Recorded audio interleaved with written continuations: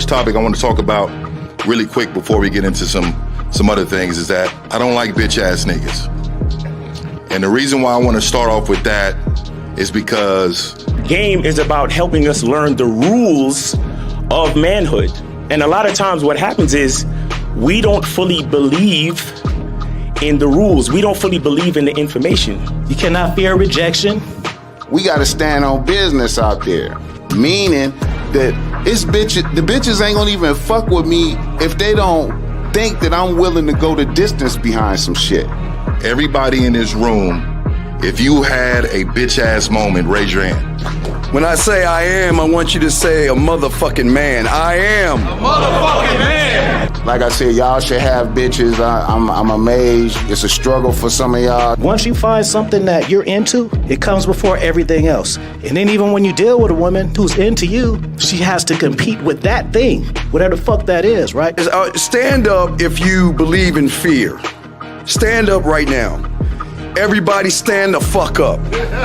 You know, I say bitch a lot and nigga a lot, but, you know, it's with good intention and a lot of love in it and whatnot. If I'm feeling insecure, is this really me, or did somebody teach me how to feel this way? I am a motherfucking man.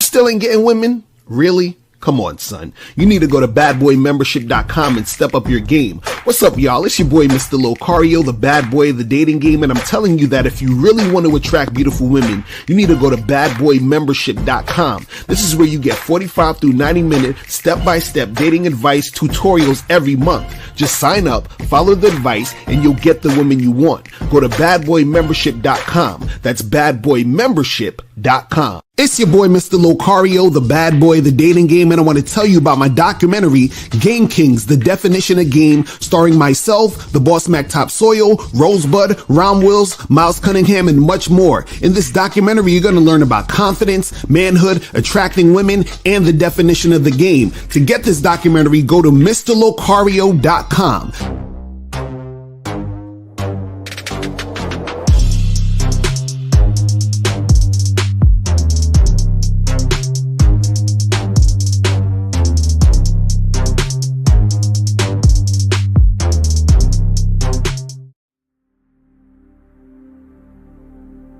Some people think you need a sports car to get what you want. Some people think you need $1 million. Some people think you need looks, status. The only thing you need is what they can't get unless they come straight to you. And that's your identity.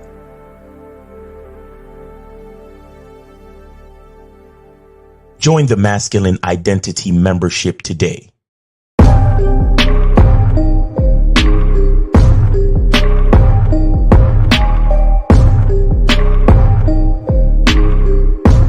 MasculineIdentityMembership.com. Masculine Identity Soap.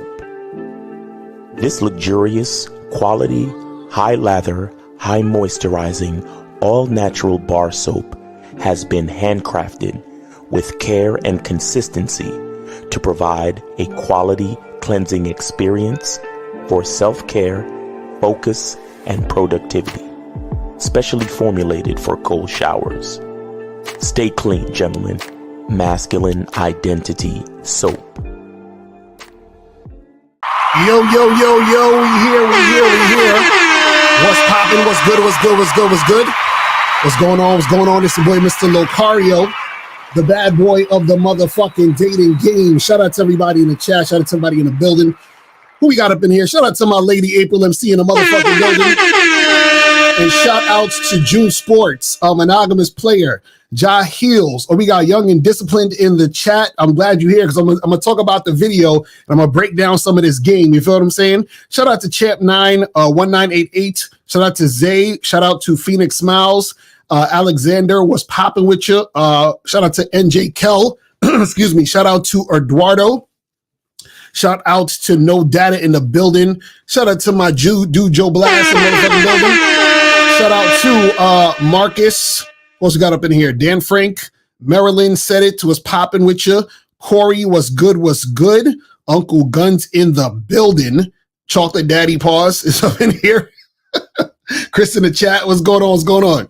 So today's show, man. So I'm gonna be breaking down this video. So there's a YouTuber named Young and Disciplined. And he did a video, I think it was yesterday, and he was talking about, me talking about having direct game and being direct with women and, how it doesn't work and stuff like that. Now, first thing I want to say is, before I critique this is in no form or fashion making fun of this young man. So I don't want you guys to think that. Y'all know that I just have to break the game down because this is my job. You feel what I'm saying? So salute to him for doing what he does. And I watch some of his videos. I like some of the stuff he says. Some of the stuff I'm like, nah, it's kind of, but it's understandable. And this is what I want to say before I get into it. See, what you got to understand is that, he's a young dude. So a lot of times when young dudes are coming up in a game, right, they don't necessarily, see things, in a big picture. You understand? You don't see the bigger picture of things. Because in order for you to sort of see the bigger picture of things, that means that you have to be able to be on different sides of the spectrum, meaning that you have to be able to be the type of person who's experienced a lot of different things. You feel what I'm saying? So basically, for example, like, and it's funny because he says this in a video because he was sarcastically making fun of the fact that I'm an older guy, right? But that right there is the key, is that, I'm sure I'm about twice his age. You feel what I'm saying? And so that means that I, probably when he was in kindergarten, I was out here dealing with women. You feel what I'm saying? So this is what I'm saying, where it's years and years and years of information that he may not have yet. And this is why we do shows like this, to break this stuff down. You feel what I'm saying? So you got to understand that, cats who are older, right, they have information that you may not have because you haven't lived enough life to have that information. You see what I'm saying? So you got to understand that that's basically how it goes. Because when I was coming up and when I was studying under cats like, shout out to like Tariq Nasheed, Rom Wills, Alan Roger Curry, Steve Dedeen, you understand? Cats who are older than me, I was soaking in the game and saying, okay, let me check this out. Let me hear what they're saying. And there were certain things that I didn't realize or know until I heard them say it. And also it didn't really resonate with me until I actually went out there and did what I did. You feel what I'm saying? So what I'm going to do is I'm going to bring this up. Let's bring up this video real quick. Hold on. Let me share the screen. You feel what I'm saying? Let's share the screen real quick and we're going to jump right into this. You feel what I'm saying? All right, so let me do this right here. Boom, let me bring this up. So basically what I'm gonna do is I'm gonna start it, I'm gonna stop it, and we're gonna dive deep into, you understand what I'm saying, what's going on here, out here in these streets. So the video says, Mr. Lucar is wrong about this, and he's basically talking about, what I was saying in one of the videos, and also talking about just the direct approach. All right, so let's start this and let's get it going. So today we're going to be talking about Mr. Lucario. He's an OG, and I know you guys, y'all probably ready for me to go off and say some crazy stuff. Guys, listen, I'm a young man and I'm a respectful man. I would never in my life disrespect my elders. You know what I'm saying? I would never disrespect my senior citizens because I'm not trying to be the reason why somebody have a heart attack and have to use their life alert. I don't get no sponsorship. I'm not sponsored by Life Alert. So, maybe if I was, then maybe I would have a reason to say some crazy shit for the old folks watching, But, I'm never going to try to be that guy to disrespect my elders. Y'all must think I'm evil or something. So if you clicked on this video thinking I was going to say some disrespectful stuff about my elders and my senior citizens who've been running the streets and practicing the game for all these years, I would never do such a thing. All right, so So he's a funny dude. But it's what I'm saying. So again, like I was saying, the cats that are older understand they know more. This is why we try, guys. This is why we tell you guys that when it comes to this game, right? What you have to understand is that part of, see, this is the thing. So it's not necessarily to say if he met an older guy who's like 50 or some shit, right? Like a random older dude. That doesn't mean that random older dude knows more than him in a game, right? But if he's talking about a person like me who has been teaching game for the past 15, 16, damn near 17 years, right? That's a different older guy. You see what I'm saying? So I'm an older guy in the field of teaching game. You see what I'm saying? So you got to understand that comes with a certain level of wisdom. But let's continue. But what I will do is give my honest critique on Mr. Lucario. So this was a video request. I did my Taekwondo video, and shout out to Taekwondo and the dojo members that done joined over here. And you with the young. Hey, shout out to Taekwondo. That's what's up. Is now you heard you with the disciplinarians. But check this. Taekwondo, somebody kept commenting. They said, go to real game, no theory, real game, no theory. And so I went and I looked at it and I see Taekwondo sitting on the panel with the old heads. You know what I'm saying? So I'm like, okay, I don't know if that's who he studied his game under or if he just rocking with him. I don't know how it happened. From my guess, I don't think he did, because this clip I found of Mr. Lucario, it don't sound like some shit Taekwondo would do. But shout out to Taekwondo. He commented on my video. He said it was a good video. He gave me some good tips. He ain't had no hating ass nigga energy. We can all eat over here, bro. I ain't in the business of trying to shut down no other black men or steal people or some bullshit like this. Y'all guys can watch who the fuck you want to. I'm just on here sharing my perspective, my strategies, my game with dating, and my side of things. You can take it how you want to take it. I ain't trying to tear nobody down, none of that shit. But shout out to Taekwondo. Shout out to True Cam. He commented on the video. He said W video. So we up, man. We up. Over 2K subscribers, and I ain't been on here that long at all, not even a full 3 months. So Mr. Lucario, he got this direct approach game, and it's weird to me because, this shit ain't really game to me. Maybe there's some aspects of game, and I do agree with some of the masculine things that he teach and trying to give guys advice on being secure in themselves and not giving a fuck and different things like that I do align with. But some of his game, in my opinion, maybe that shit worked, with the MILFs. Maybe it worked with the grandmas and shit. And see, now this is the first part that a lot of guys get confused, right? So, see, he's saying, well, I feel like when he's talking about my work with the MILFs and the older women, but it's not going to work with the women my age and all this other stuff, right? What you got to understand is that age doesn't make a difference as far as you being able to attract women. You understand? It doesn't matter if the girl's 18 or 84. You understand what I'm saying? Learning how to attract women is a skill, and that skill works on women, period. So what happens is that for example, right? If let's say you have a 25-year-old guy and you have a 45-year-old guy, right? And they both see a chick who is like, let's say, generally what society would consider conventionally attractive. She got a pretty face, nice body, all that other stuff. Both the young guy who's 25 and the old guy who's 25 is probably going to see her and in their mind think, I'd smash, right? So it's not like the young guy is going to be like, I'd smash, and the old guy is going to be like, well, since I'm an older guy, I don't want to have sex like these younger dudes. No, you still want to have sex. You see what I'm saying? So when it comes to women, whether they're young or old, what happens is that they still are attracted to men. They still get horny. They still want to fuck. They still want to go out on dates. All of it is the same. You see what I'm saying? So that's the first thing. A lot of times people try to make it to where there's this different thing, or they try to make it seem as if, well, it's a new day, Lucario, social media and Gen Z and these people right here, they're different. No, it's the same shit. Attraction is the same. Now, the medium in which you meet motherfuckers might be different, but attraction is still the same. But let's continue. But I just can't see this particularly working with the women in our age group and shit like this. And it's just a lot of flaws to it. But we about to get right into it. Okay, so Mr. Lucario got this little direct approach type of game. you know, and y'all know I don't be on that shit. I teach you guys not to directly mention sex and shit like this. But you know, that's the wave now too. Everybody's like, only deal with women that got high interest in handsome man's game and never chase. And if she don't want to fuck the first day you meet her, damn near, you know, no dates. See, I agree with the handsome man game shit is some bullshit. But you should definitely just deal with women who have high interest. Now, does this mean that you can't deal with women who have medium or low interest or whatever? No, you can still do that and do whatever you want.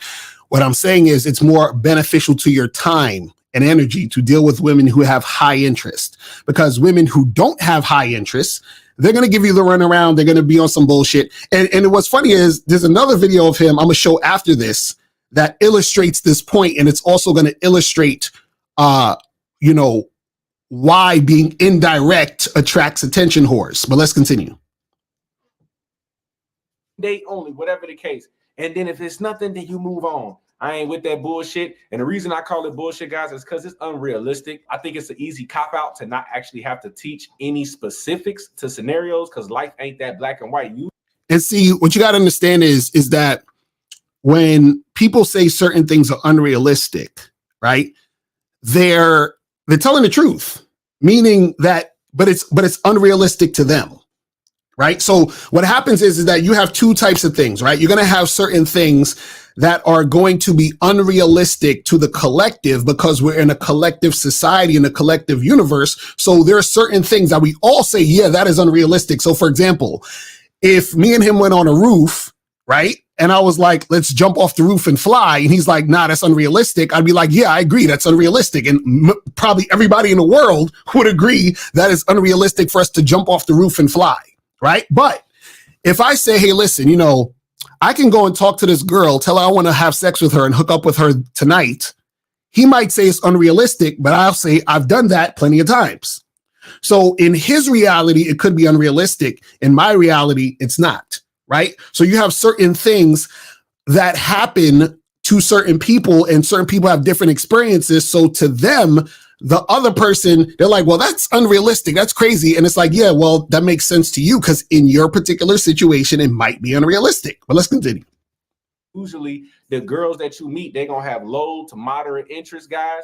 It don't matter how much fucking looks maxing you do and all of this shit. Yes, you will have more women that think you a 10 or something, the better you look or the more you got status like a fucking Drake or something like that. But my thing is, my strategies and everything is for the average guy. How many average guys is going to have that? How many average guys is going to look like fucking models? How many average guys is going to have fucking Chris Brown status? Well, see, what he's saying right now, and I'm going to be stopping it, you know, a few times with that, but what's interesting, what he's saying now is he's saying, you know, most of the women you meet are going to have like low to moderate interest. Right. And that's actually true. He's not. That's actually correct. The issue is that you don't have to deal with those women. You see what I'm saying? This is why you play the numbers game, because you actually don't have to deal with those women. So let's say, for example, you talk to 100 women, right? Out of those 100 women, and I'm just, you know, just picking out numbers here. Out of those 100 women, let's say 20 of those women will have no interest in you at all. Like they don't even want to talk to you. They don't want to look at you. You're not their type. They don't even want to have a conversation with you, nothing.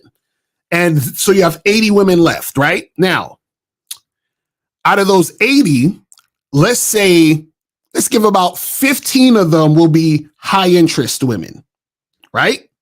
And then so the rest of those women might be medium to low interest. Right. So, yeah, you're always going to have a smaller portion of women who have high interest in you than the women who don't. But the key here is it's quality over quantity. You understand? Now, when you have really tight game, you'll have a large, you know, quantity of quality. But it's better to be fucking with one chick who's cooperating heavy than to be dealing with 5 chicks who's giving you the runaround or who's iffy.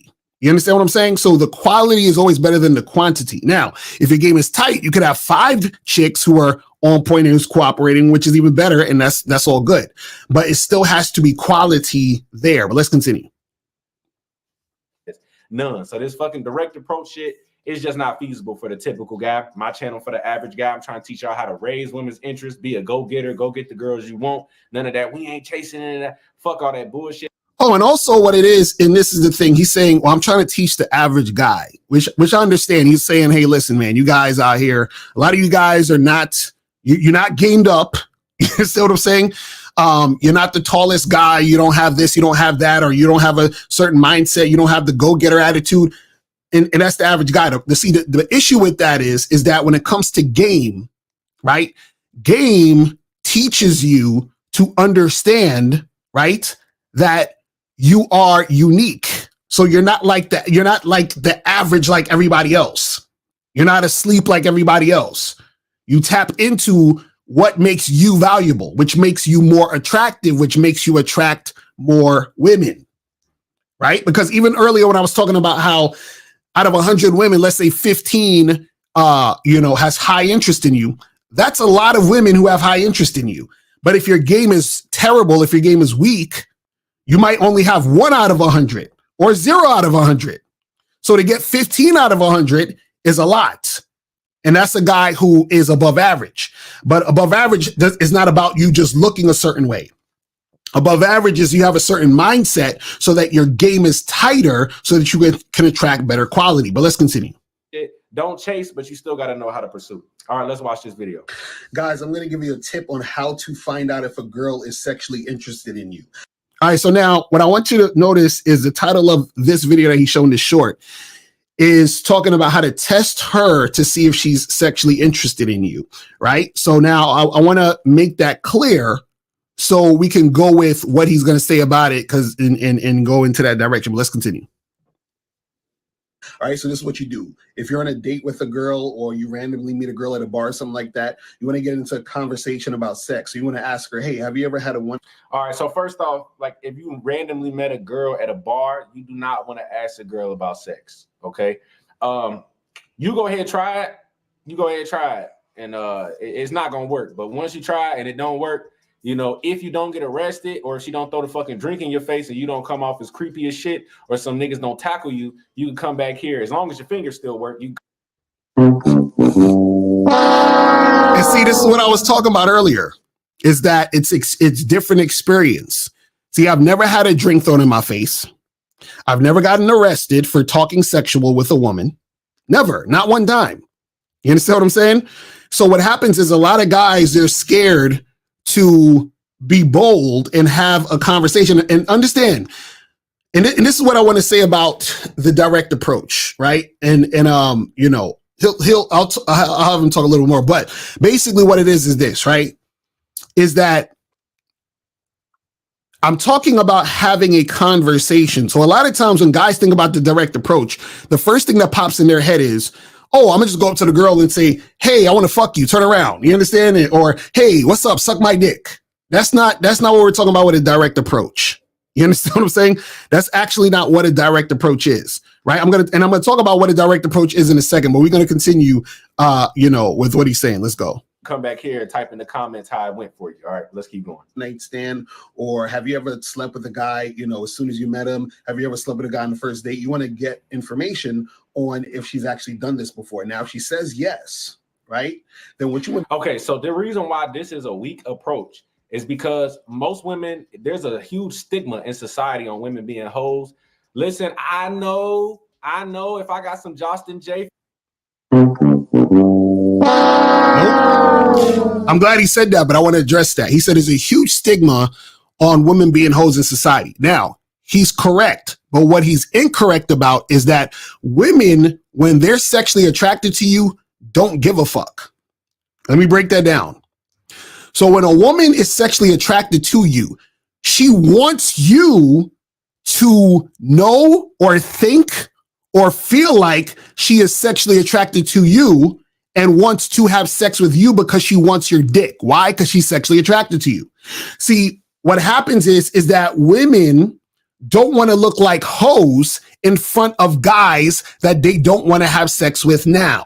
So who are the guys they don't want to have sex with now? Those are the guys who they designate as guys that they see as potential boyfriend material.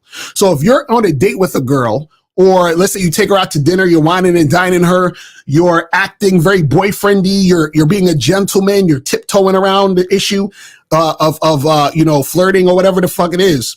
she's going to say, oh, he's one of these nice, cool guys that's going to wine and dine me and court me. So what I'm going to do is I'm going to pretend that I am not this sexual woman. I'm going to be the nice, cute, good girl that he expects me to be, right?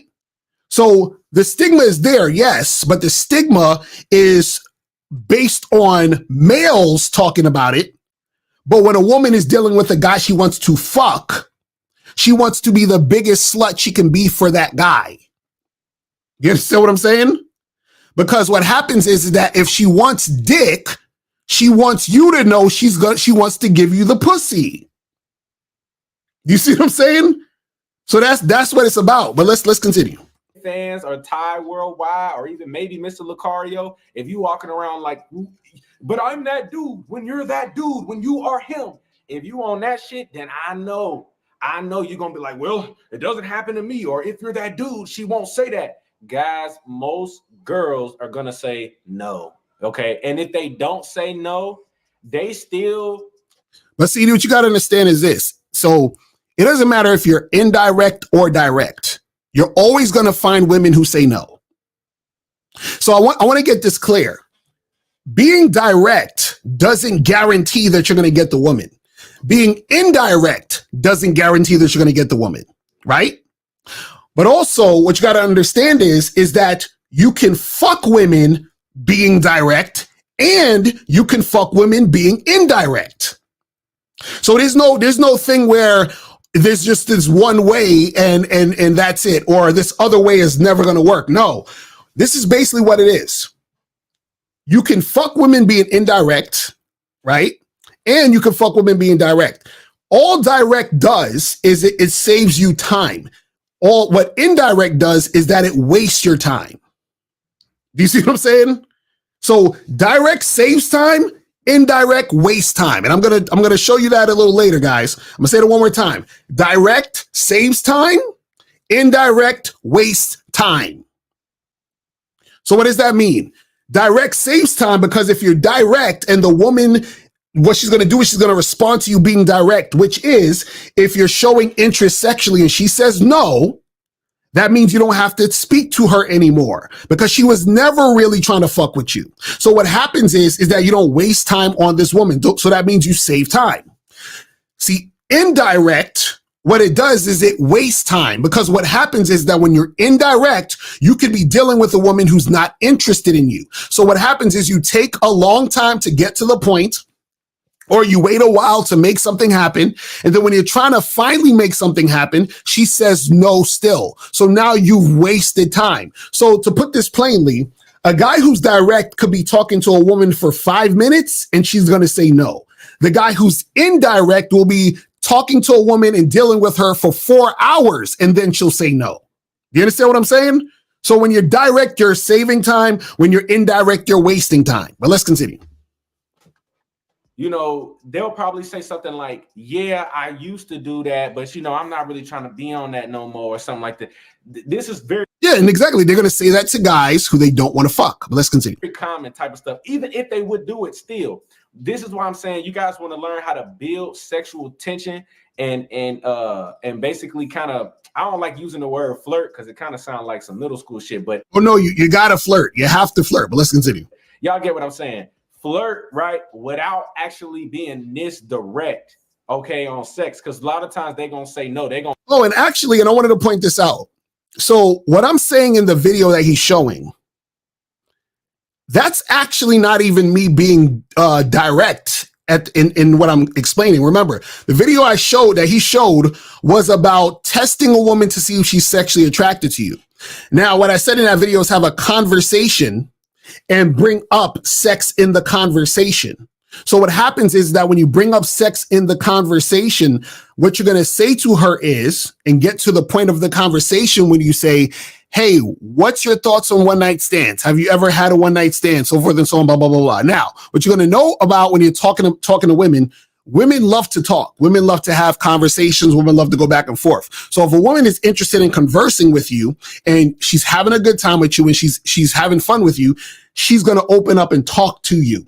So I'm not saying to you to just walk up to a chick and be like, hey, you ever fucked a guy on the first date? Right? You're not doing that. You're stepping up to her, having a, hey, miss, how you doing? What's your name? Stacy. Stacy, nice to meet you. My name is Lucario. Lucario. She's like, oh, Lucario, that's a nice name, blah, blah, blah. So now as we're in the conversation, you know, it's funny. I was thinking about this the other day, like, you know, people meet and sometimes the attraction is so heavy that they have one night stands. Have you ever had a one night stand before? Like, what's that, you know, what's your thoughts on that type of stuff? So we're getting into that conversation. Now, based on what she says, right? Let's say she says, yeah, I actually had a one night stand before. It was this guy, I met him, and it was just like sparks was flying and all this other stuff.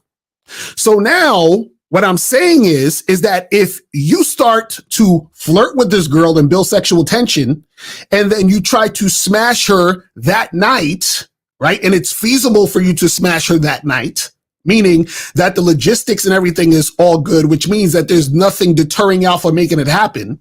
And then she says to you, oh, well, actually, I'm not doing that. I'm not that type of girl or whatever.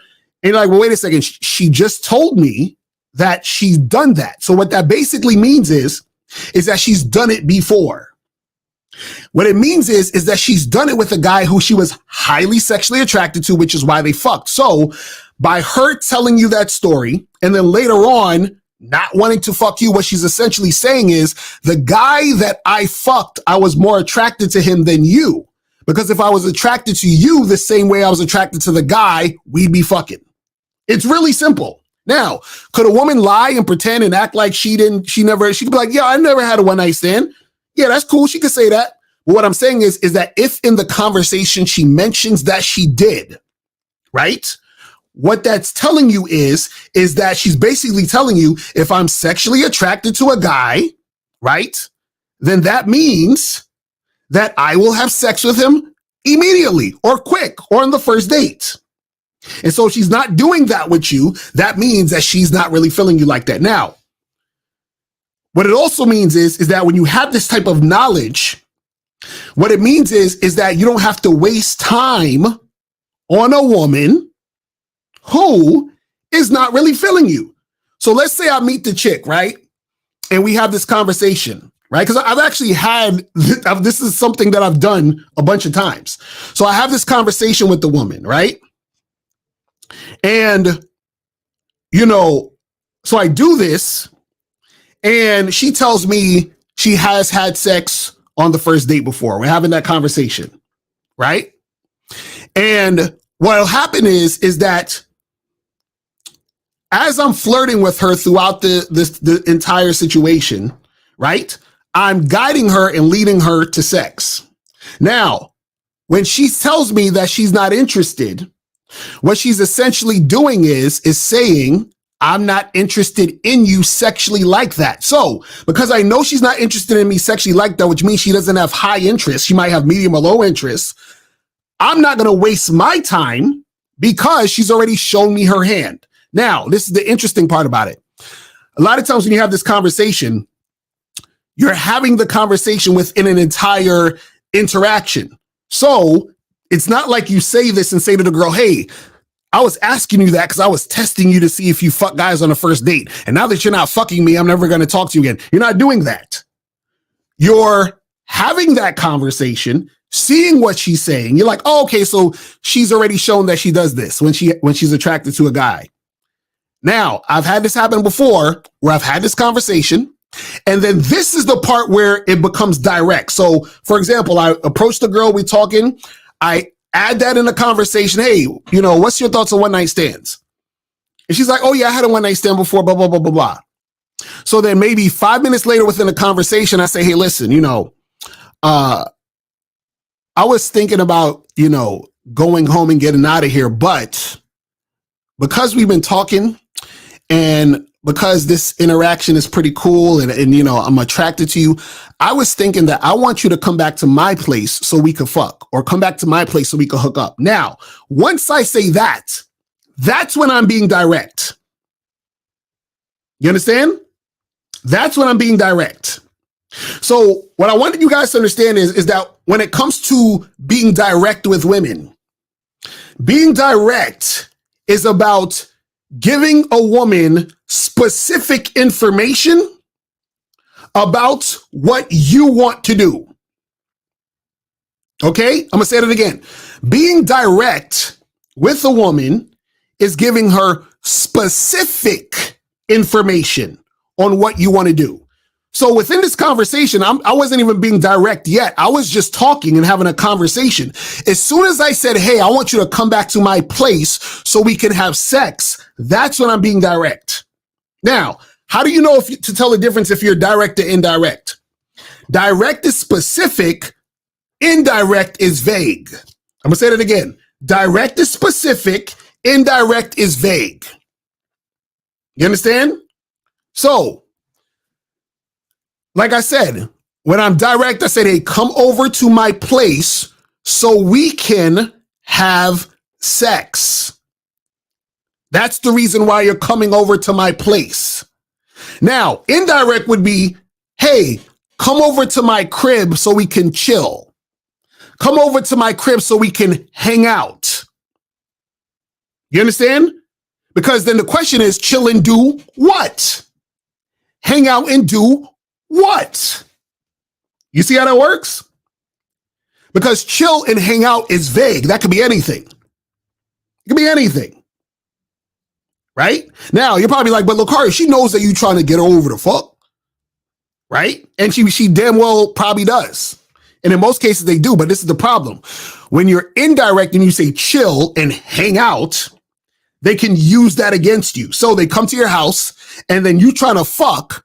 And she's like, but wait a second. You just said we were going to chill and hang out. Why are you trying to fuck me? You see? And so that happens when you're indirect. But let's continue. Don't lie.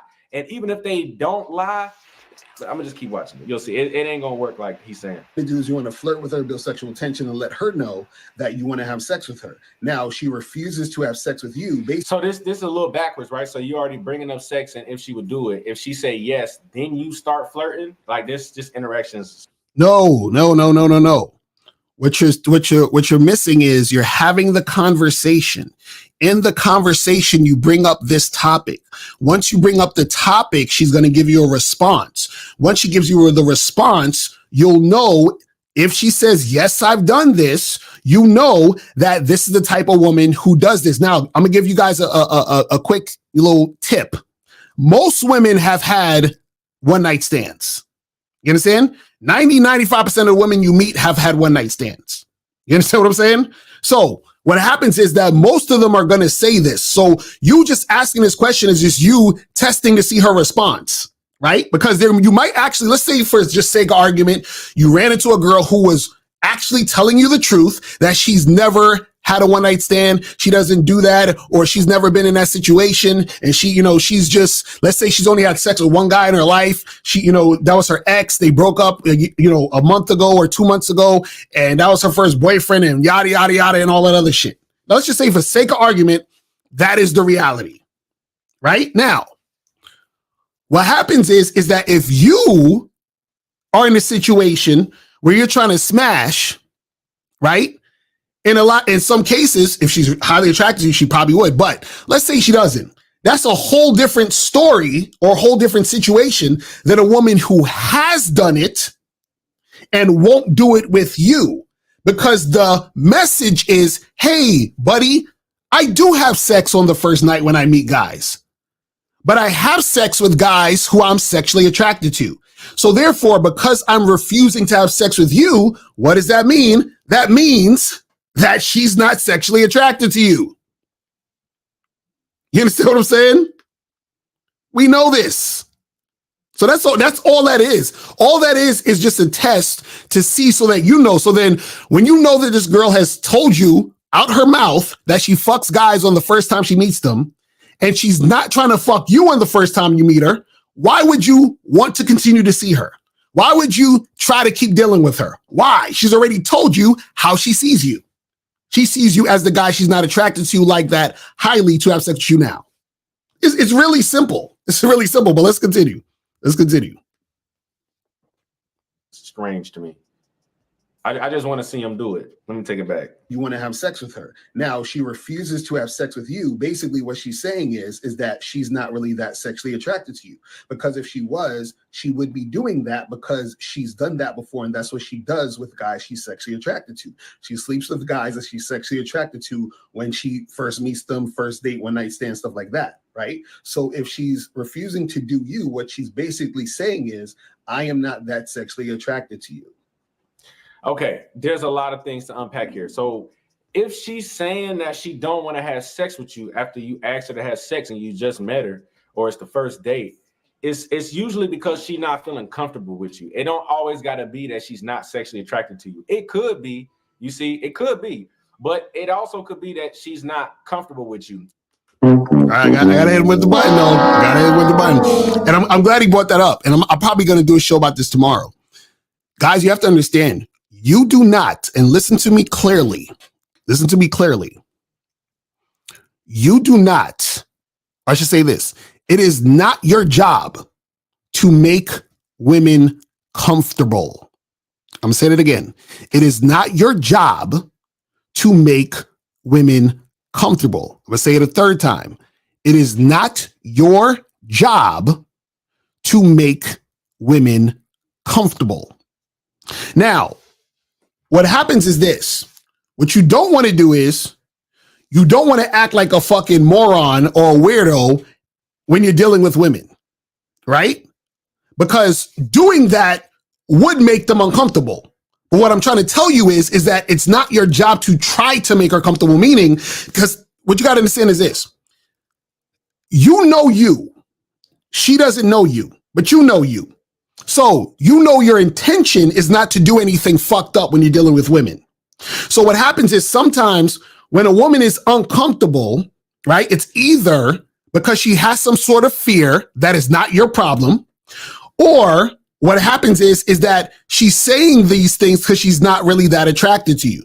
So it's either a fear she has that is not your problem, that's inside her, that's a fear she has of whatever the fuck she's scared of, and or she's not attracted to you like that. Because what happens is that when women are attracted to you, they are automatically comfortable. I'm saying it again. When women are attracted to you, they are automatically comfortable. I'll say it one more time. When a woman is attracted to you, she's automatically comfortable.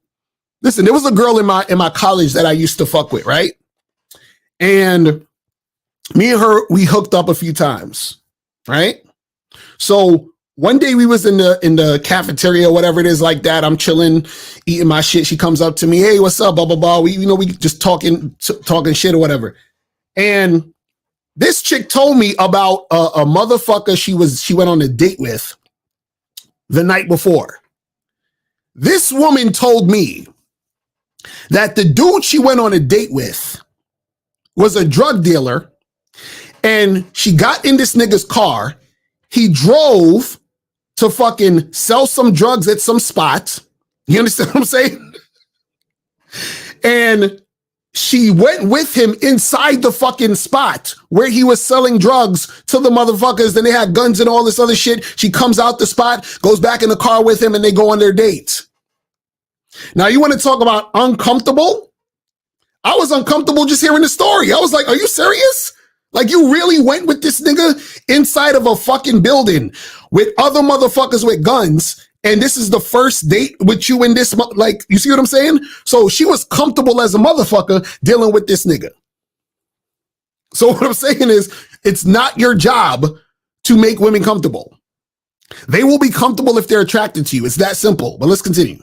And this is another thing, guys. He should have said, guys, you should also ask her, how did those guys escalate to sex? Because I promise you, them niggas did not come up to her and ask her this shit. The one, right, and see, and that's I'm glad he said that. So again, the direct approach is not just walking up to a chick and just blabbering something. What a direct approach is that once you leave that woman, once you either walk away from that woman or that woman's like coming with you somewhere, what I'm saying is the last thing that is being said in that conversation, the direct approach means that you are clearly stating what you want to happen and the specifics of what is going to happen. That is a direct approach. You understand what I'm saying? Let's continue. The woman, look, she'll have sex with you on the first night, but most guys that women is having sex with on the first night, they don't do this. Like, they don't just be like, "Do you have sex on the first night?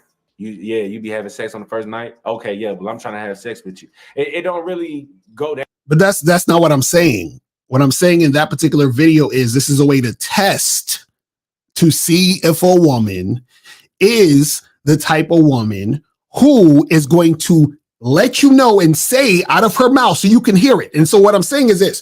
The reason why I want you guys to hear her say it is because most of you guys don't believe that women are going to do it or the women that you're dealing with do it. So then therefore you're going to be caught in being manipulated by her. But if you're on a date or you're talking to a woman and she says out of her mouth that she's had sex on the first date, that is proof that what? She has sex on the first date. So now when you're trying to have sex with her either on that first date or if you're trying to have sex with her at least by the next time, then you basically could say in your mind, if she tells you anything else, that she's full of shit. So basically, if she says, "Oh, I'm not the type of girl, I don't do that," you say in your mind, "But wait a second, we had that conversation about you fucking a guy on the first date. So you are that type of girl. So now I know you're full of shit. So therefore, I don't gotta fuck with you no more." It's really that simple. But that's what that's about. But let's down like that, guys. You want to learn how to build sexual tension without being this fucking direct, because most women, they just not gonna give it up. She don't feel comfortable enough. Another thing is, you come off like you only want sex. And again, I know if you think you him or that dude, it's not really that much in it for women when it comes to just having sex like this. Yes, do some. And see this, guys, this is why we have, hold on, where's that? Hold on. I'm gonna show you the joint. This is why we have the t-shirt, "Women Love Sex." See, what happens is guys start to believe women don't like sex like that because this is what women tell you. Women say, "Hey, I'm not the type of girl. Hey, I got to get to know you more. Hey, Baba." They're telling you this because they don't want to have sex with you. They want to use you for more time and attention and energy. You understand? See, what you have to understand is that women love sex.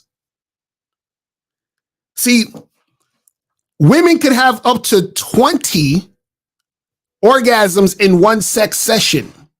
Women have twice as many nerve endings on their clit as than the head of a male penis, right? So they have twice as many nerve endings. They can have multiple orgasms, up to 20 orgasms in one sex session. And y'all think women don't like to fuck? No, they love it. But let's continue. But see, they want to fuck the guys that they're sexually attracted to. And you know the guys who they're sexually attracted to? They're sexually attracted to the guys who have sex appeal. Who are the guys who have sex appeal? The guys who aren't scared to tell a woman what they want. But let's continue. Like to have fun and shit with guys that they think is a 10 in their eyes. Yeah. But a lot of times you're going to have to work their interest up. They might see you as a 6 or a 7 when you first meet them, or even a 5. And you got to know how to build their interest. And see, this is what I'm saying. He's right if women aren't highly attracted to you. He's right. He's not wrong when he says that. But what he's talking about is a guy or a woman seeing you as aight. You aight. You ain't all that. You okay. I'll fuck with you if I'm bored. You're okay. So what I'm telling you is that game and having game makes you go from the guy who's aight to the guy who she wants to fuck now. You understand? That's what having game does. But let's continue. This ain't feasible for most guys. It's just not. And I've tried this before, by the way. I've tried this very direct shit. And what I find is I'm leaving a lot of ass on the table. See, that's my thing. I want to fuck all the girls, right? Remember that Lil Wayne song? He said, "I just want to fuck every girl in the world." That's the shit I'm on, right? When Drake was on there and he was, I'm trying to fuck every girl in the world. That's what I'm on. I don't. But see, and that's the thing. So what happens is his stuff is geared and targeted, and I've seen some of his videos. It's geared and targeted to the young crowd, and young crowd is just like, I want to fuck. You know what I'm saying? And I get it. You're young, you want to fuck. I get it. You understand? But this is why we teach guys that the game ain't about women, because when you make it about women, then you just want to fuck. And this is why you'll do things like tiptoe around women just to get pussy. You understand what I'm saying? So essentially it becomes a simping thing. You're like, well, I want to fuck her, but I don't want to let her know I want to fuck her. So I'm going to pretend I don't want to fuck her. And then hopefully she'll try to fuck me. And what happens is that you end up dealing with a lot of attention whores. And look, I'm going to show you the other video, because I saw another video where I was like, well, wait a second. This is exactly what happens when you're indirect, but let's continue. I don't know what y'all on, but this is my other thing. Even if you own the relationship stuff, you bound to lose women off of this. That's all I'm saying, for real. You bound to lose some fucking women off of this, because there's some women that, yeah, if she don't got an initial high 10 interest, bro, she ain't gonna sleep with you that quick. And this is the thing. There's nothing wrong. See, there's nothing wrong with women coming in and out of your life, man. It's okay. Like, you lose them, get a new one, lose them, get a new one. It don't make a difference. You see what I'm saying? No matter what you do, you're going to have women who are not going to fuck with you, or who are going to fuck with you for a moment, then they're going to be gone. So like, you have one chick who you go on a one date with, you never see her again. You got another chick you might have went out with her twice and hooked up, and you never see her again. You understand? It just is what it is. It's part of the game. So it doesn't matter if you're going direct, going indirect, don't matter if you're fucking simping, tricking, whatever the fuck you're doing, you're going to always have chicks coming in and out your life. It don't make a difference. She's not gonna sleep with you that fast, but you could probably work it there. But now you leaving that ass on the table and you missing out on it because of that. You ain't see, there's just more women that you could seal to deal with, or you could have a meaningful relationship with that you missing out because you're doing this damn direct approach. That's only gonna work if she already got super high interest in you. And I'm glad he said meaningful relationship, because the thing is that if you have a meaningful relationship with a woman, you actually want the woman to be highly sexually attracted to you. You understand? Because let's say you want to get a girlfriend or wife or some shit at some point, and the reason why you hear guys in sexless marriages, the reason why you hear guys complain about, their girlfriend or wife or whatever, don't want to fuck them and all this other shit, is because when they were dealing with their girl, when they first met them, they were super indirect. They tiptoed around the pussy. They at some point they tried to have sex, and the girls, you know what they said to them? They said, "Hey, can we wait? Can I get to know you more?" And they're like, "Okay." Right? So then they waited, and the girl finally gave him some pussy. And then what happened is that they married this girl, or made the girl their girlfriend, or whatever the fuck it is. And then now they're having a hard time getting sex. Why? Because the girl's not that sexually attracted to him. Why is she not that sexually attracted to him? Because he's not sexually appealing to her. But he would have realized that from the beginning if he would have been direct. Because direct shows you the women who are highly sexually attracted to you. So even if you want a girlfriend or wife, you want a girlfriend or wife who's highly sexually attracted to you. This is why I always laugh when guys will say, they'll be like, if a girl has sex with me on the first date, she's never going to be wifey. I'm like, you fucking idiot. That is the girl who should be wifey. If any girl is going to be wifey, it should be the girl who's fucking you quickly. Because the girl who's fucking you quickly, that means she likes you sexually. Which means if that's your girlfriend or wife, she's going to want to keep fucking you. The girl who says, let's wait 3, 4, 5 dates, and you make that girl your girlfriend or wife, you're going to be in a sexless fucking marriage, you moron. This is what guys think. They're fucking idiots. They're so backwards. You're supposed to wife the girl who fucked you quickly. You feel what I'm saying? But let's continue. And to be quite honest with you, this strategy, because it comes off so direct, and it's so direct, it can actually be a turn off for a lot of women. Because this is the thing, man. Like, I get it. Being direct is never a turn off for women who want to fuck you. Never. You know what happens when you're direct with a woman who wants to fuck you? You know what goes on in her head? She's like, finally. She's like, yes. But when a woman doesn't want to fuck you because she wants to use you for whatever reason, of course she's going to be turned off. Because you know what's going to happen in her mind? You're going to be like trying to be all sexual with her and saying all this sex shit. You know what she's going to say? She'll be like, fuck, this nigga's trying to fuck me. I was trying to get him to pay my rent. I was trying to get this nigga to take me on 3 or 4 dates. I was trying to get him to take me to his house and have me hang out there and use up all whatever and just chill and soak up his energy. You see what I'm saying? But let's continue. They think that, if the girl just want to fuck, she gonna want to fuck and all this shit. But I'm trying to tell you guys, no, most girls, they don't want to be seen as just to be used for sex, even though they know that you want to fuck. This is why you don't actually have to say that you want. And listen, he's right. They don't want to be seen for just sex by guys they want to use for other things. Because remember, if a woman sees you as boyfriend material, right? She's like, I can't fuck him now. Because she knows that guys say, this is what I was saying earlier, if she fucks me quickly, I will never what? Wife her. So what is she going to do if she wants to be a wife? She's going to not fuck you quickly. You see what I'm saying? Let's continue. Want to do it like this. So my advice would be, if you go on a date with a girl or you meet a woman or some shit, this is how you figure out if she's sexually attracted to you. Instead of having that weird ass fucking conversation, which is probably not going to work, just ask her if she want to come back to your crib. That's it. If the girl want to come back to your crib, then that means that she down to fuck. All right. So now he said, I want you to remember this. He said that if you want to make it happen, just tell her to come to the crib. Let me rewind that just because I want to make sure y'all heard that. I want to make sure y'all heard what he said because we're going to be about to play another video that he did. I'm trying to tell you guys, no, most girls, they don't want to be seen as just to be used for sex, even though they know that you want to fuck. This is why you don't actually have to say that you want to do it like this. So my advice would be, if you go on a date with a girl or you meet a woman or some shit, this is how you figure out if she's sexually attracted to you. Instead of having that weird ass fucking conversation, which is probably not going to work, just ask her if she want to come back to your crib. That's it. If the girl want to come back to your crib, then that means that she down to fuck. All right. So now notice he said, all you got to do is tell the chick to come back to your crib. Now, remember I was talking about direct and indirect. That was indirect. Come back to my crib. To do what? Exactly, Raven. To do what? And do what? Exactly. We got to get a t-shirt that says that. And do what? You see what I'm saying? But see, I want you to remember he said that. I want you to remember he said that because I'm going to pull up another video. I'm going to pull up another video real quick because I want to show y'all the contrast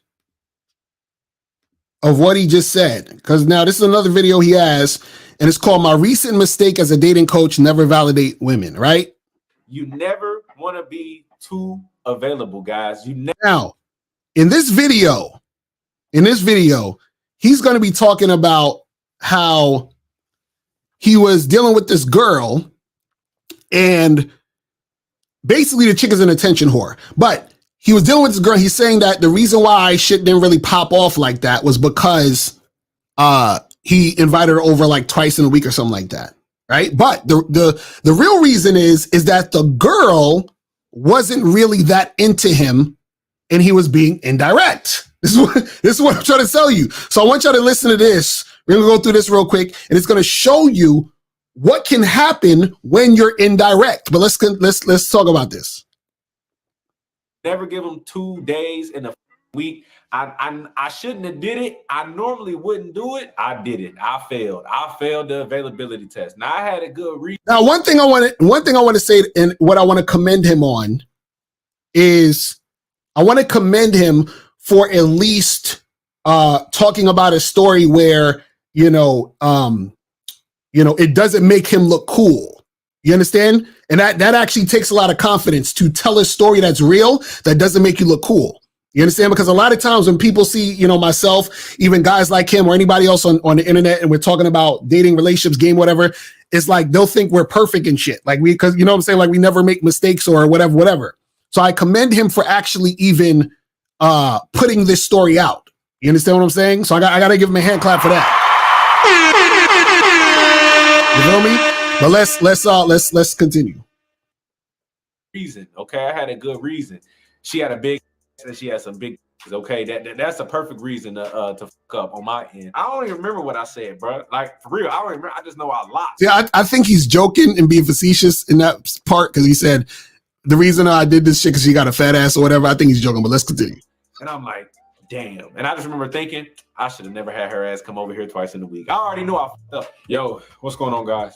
So today I want to talk about a mistake that I just made.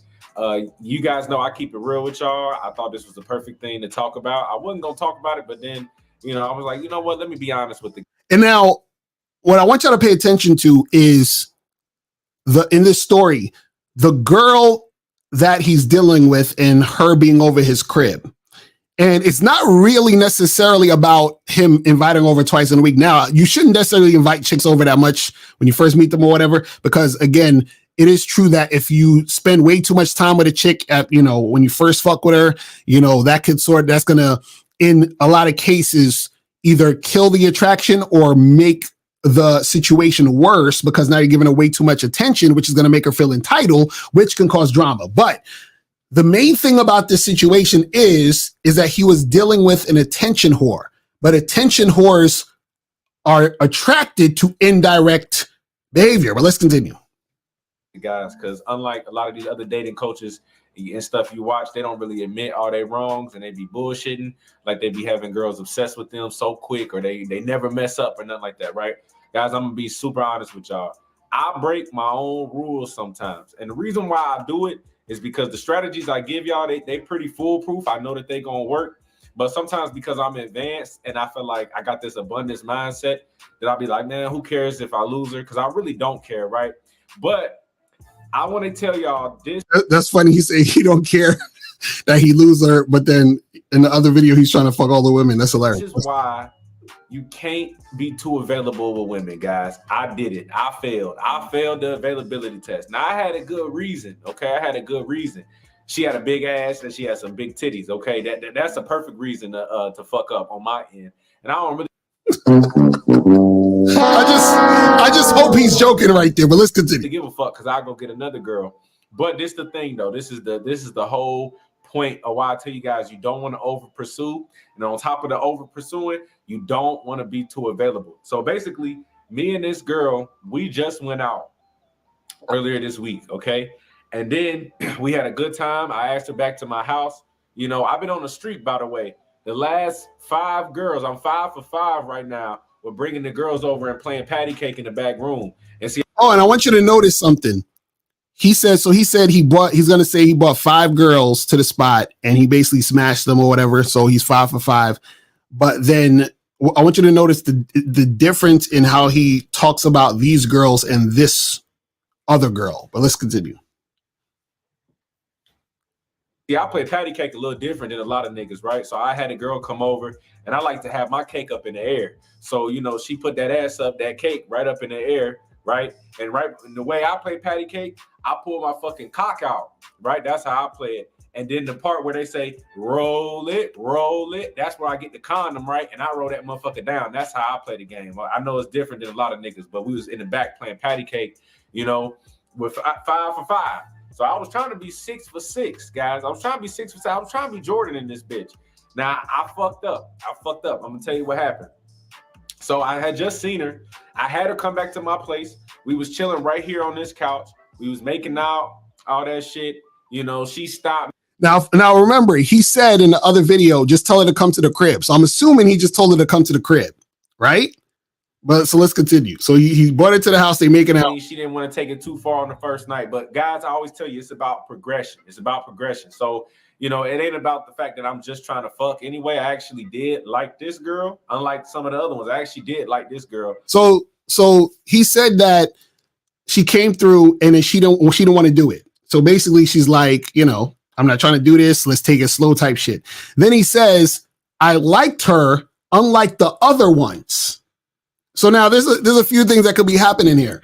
Is that what I believe happened is that with this particular woman, in some form or fashion, he put her on some sort of pedestal versus the other 5 girls.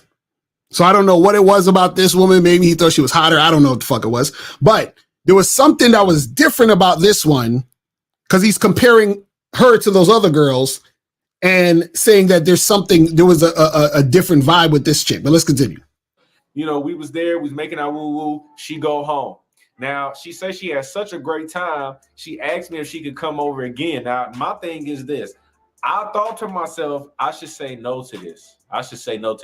Now, to be honest with y'all, I had a free day. So that's why I said, she can come and I let her come over, right? But we didn't go out on a date. So I didn't take her out to another I didn't take her out to another spot. She just came right over. Now, here's the problem, guys. Here's the problem with this. What do I teach y'all? You ain't supposed to see the girl more than once a week in the beginning. Now, if this your girlfriend or this like some girl you got in a rotation or whatever, y'all been seeing each other, it's more of a relationship where y'all know each other in that way and you've been fucking her. Okay, yeah, you can have her over 2 times in a week. But when and so what's interesting about this video is he's making a point about that, which the point is correct, but it doesn't actually go with the reason as to why shit fucked up with this girl. Because if you notice, she came over this first time, they made out, they didn't fuck. She's basically saying, I'm not trying to do that. And then he says she hit him up, right? She hit him up to see him again. You understand? And so he's like, all right, well, I'm going to bring her over again or whatever, right? So she hit him up. Now, you would think that if you're making out with a chick, y'all don't fuck, then she hits you up to come see you again. You're probably assuming, okay, we gonna fuck because she must like me, which is why she's hitting me up to try to come see me again so we could continue where we left off and start the fucking, right? But let's continue to see what happens. It's the beginning like this, and we had just went on our first date. Even though it went well, I should have kept that shit to one and told her, hey, no, I can't do it this week. We'll try something else. I'll get back to you. That would have raised their fucking interest. Now, this is what's backwards as shit about women. She don't know why her interest dropped. She don't know why. She don't even know why in a conscious reason. No, the thing is her interest didn't drop. So she was never really that interested. Because if she was that interested, y'all would have fucked on the first night while she was at your house. This is what I'm trying to see, guys. Women are not complicated, right? Women like to make y'all think they're complicated so they can manipulate you. But women are very, very simple. You understand? If they're sexually attracted to you, they will have sex with you. If they're not that sexually attracted to you, they'll make you wait. And if they're not sexually attracted to you at all, they won't they'll put you in the friend zone or some shit. You understand what I'm saying? Well, let's continue. But I know why. It's because I gave her 2 days in a week. She just met me. She didn't feel like she earned it. And that made her feel like, oh, this guy's too available. I validated her, guys. My availability, being that available was validating for her. And the reason why I was validating. And see, what he's saying is true, but the issue still is that she wasn't interested. So what happens is that he's saying, man, because I brought her over twice in a week, that validated her, that made her lose her attraction for me. So he's essentially saying if I would have probably made her wait a week or see her the next week, then I would have probably hit or whatever. The issue was that she was never really that sexually attracted to you like that. That's what you got to understand. Some women are not going to be sexually attracted to you like that, but they are attracted to your attention. This is why she hit you up again to come and use you for more attention. Because what happens is that, see, this is what women do. They test you to see if you're the type of guy that they can use for more attention. So what is the best way to see if I can use a guy for more attention? Well, I don't know. How about I go over to his house and I know he wants to fuck me and not fuck him and see that he still wants to see me again. Oh, this is the perfect setup. Because I can go by his house again or hang out with him again and just get more attention. You see what I'm saying? And especially if you're being indirect, oh, it's even, it's beautiful. It's beautiful if you're indirect, because then now she knows you're not going to be direct. So then there's no obstacle for her to get more attention. You see? But let's continue. Because she knows she's attractive. She knows she got a big ass and some big titties. And she know that. See, because he's like, she knows she's attractive. She knows she got a big ass and big titties. So she comes across a lot of guys who probably put her on a pedestal. And then therefore she's like, oh, this guy, he's showing me all this interest. I know he wants me. Let me fall back and have him, do what the fuck I want. You feel what I'm saying? But let's continue. Hey, if I was a real high value guy, this is how she'll see it. If I was a real high value guy and I got women like her all the time, which I have had other women like her, but I just thought she was very fucking attractive. I just did. And I said, fuck it, I'm advanced. I can get away with it. See, that's what I'm saying. I feel like in comparison to the other 5 girls, I'm not saying the other 5 girls aren't attractive, but and I think to him, this one was way more attractive than the other 5 girls. And so because she was way more attractive, I feel that he did either he probably did it subconsciously. He was doing certain things on a subconscious level that was probably letting her know and showing her that he was basically chasing her and feeling her that much or whatever. So she knew that she could do this type of shit. And you said, Lakar, isn't this why you need to let the girl know why she's coming over? Exactly. That's exactly why. That's exactly why you have to be direct. But let's continue. But I'm going to tell y'all what happened. So she comes over. So she didn't flake on me. She comes over. We kicking it. I immediately noticed this. And see, he said she comes over again. And I'm sure he just said, come over and let's kick it. Or, hey, she probably said, let's come over and hang out or whatever. There was no talk of what was supposed to happen when she comes over. But let's continue. I want to say combativeness, but kind of like combative, masculine, somewhat type of energy. More like she was trying to fuck with me more than she was the first time we talked and when we talked on the phone. The other time she was so feminine, cooperative, and smooth with everything. You know, it was so easy. But this time, guys, she was like, she was kind of just testing me a little bit more. I'm gonna just put it like that. Yeah, and that's what I'm saying. She was using you for attention. You see what I'm saying? So the first time she was cool and everything was all good and stuff. And she's like, okay, I got him in this little mode. I'm gonna hang out with him again. And I know he wants to fuck me, but I'm gonna just use him for more attention. You guys gotta understand, women get off on using you for attention.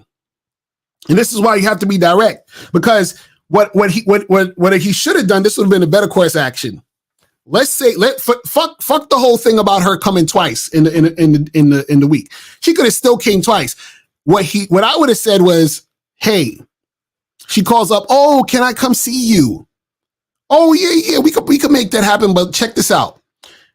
As soon as you come into the apartment, I'm gonna need you to get completely naked and go straight to my bedroom and bend over. That's what I'm gonna need to happen, right? So, and say, that's what I want you to do when you get here at 7, right? So then you have her respond to that. Now, what would have happened was, because she's not sexually attracted to you, she would have said, oh no, but I'm not really trying to do all that. I'm just trying to, like kick it and chill. And, I'm not that type of girl. They'd be like, all right, well, listen, ain't no problem. Well, listen, you have my number. When you turn into that type of girl, call me.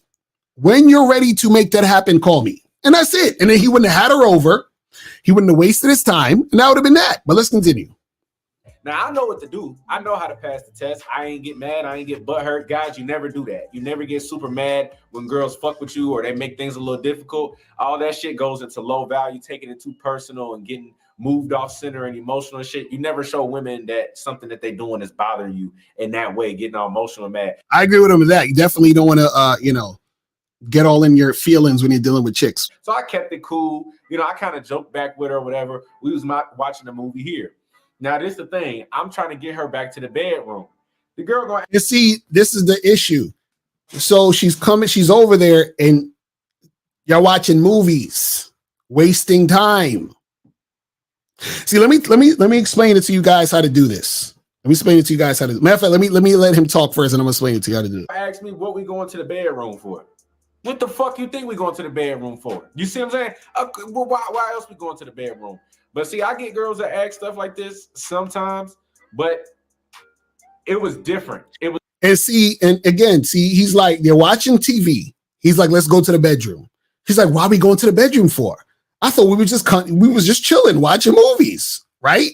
See, this is what happens when you're indirect. When you're indirect, attention whores will waste your time. See, let me explain to you guys how to do this, right? So you tell a woman, come through to my spot at this time. And then this is what we're going to do. So, hey, come through to my spot at 7:00. When you get here, I want you to go to my room. I want you to get naked and I'll be there. I'll be in there in 5 minutes and we're going to get it popping. Right. And if she says, Okay, sounds good. And then y'all stop texting. She comes through 7 o'clock. And then y'all do your thing. Now, you might say, but Lucario, what if she says all that? What if you tell her that, right? Shout out to my dude, Miles Cunningham in the motherfucking building. Shout out to my dude. So now, let's say you tell a girl to get there at 7 and you want her to get in the bedroom, get naked, and so you gotta have sex. And she says, okay, sounds good. And let's say she gets there at 7. And when she gets there, she's like, she doesn't want to do it. She's like, oh, I was thinking, like she says, oh, can I go to the bathroom first? She goes to the bathroom. And then she comes out the bathroom, she sits down on the couch, and you're like, yo, what's up? You need to be in the bedroom naked. What's going on? She's like, oh, I kind of changed my mind. I'm not really comfortable.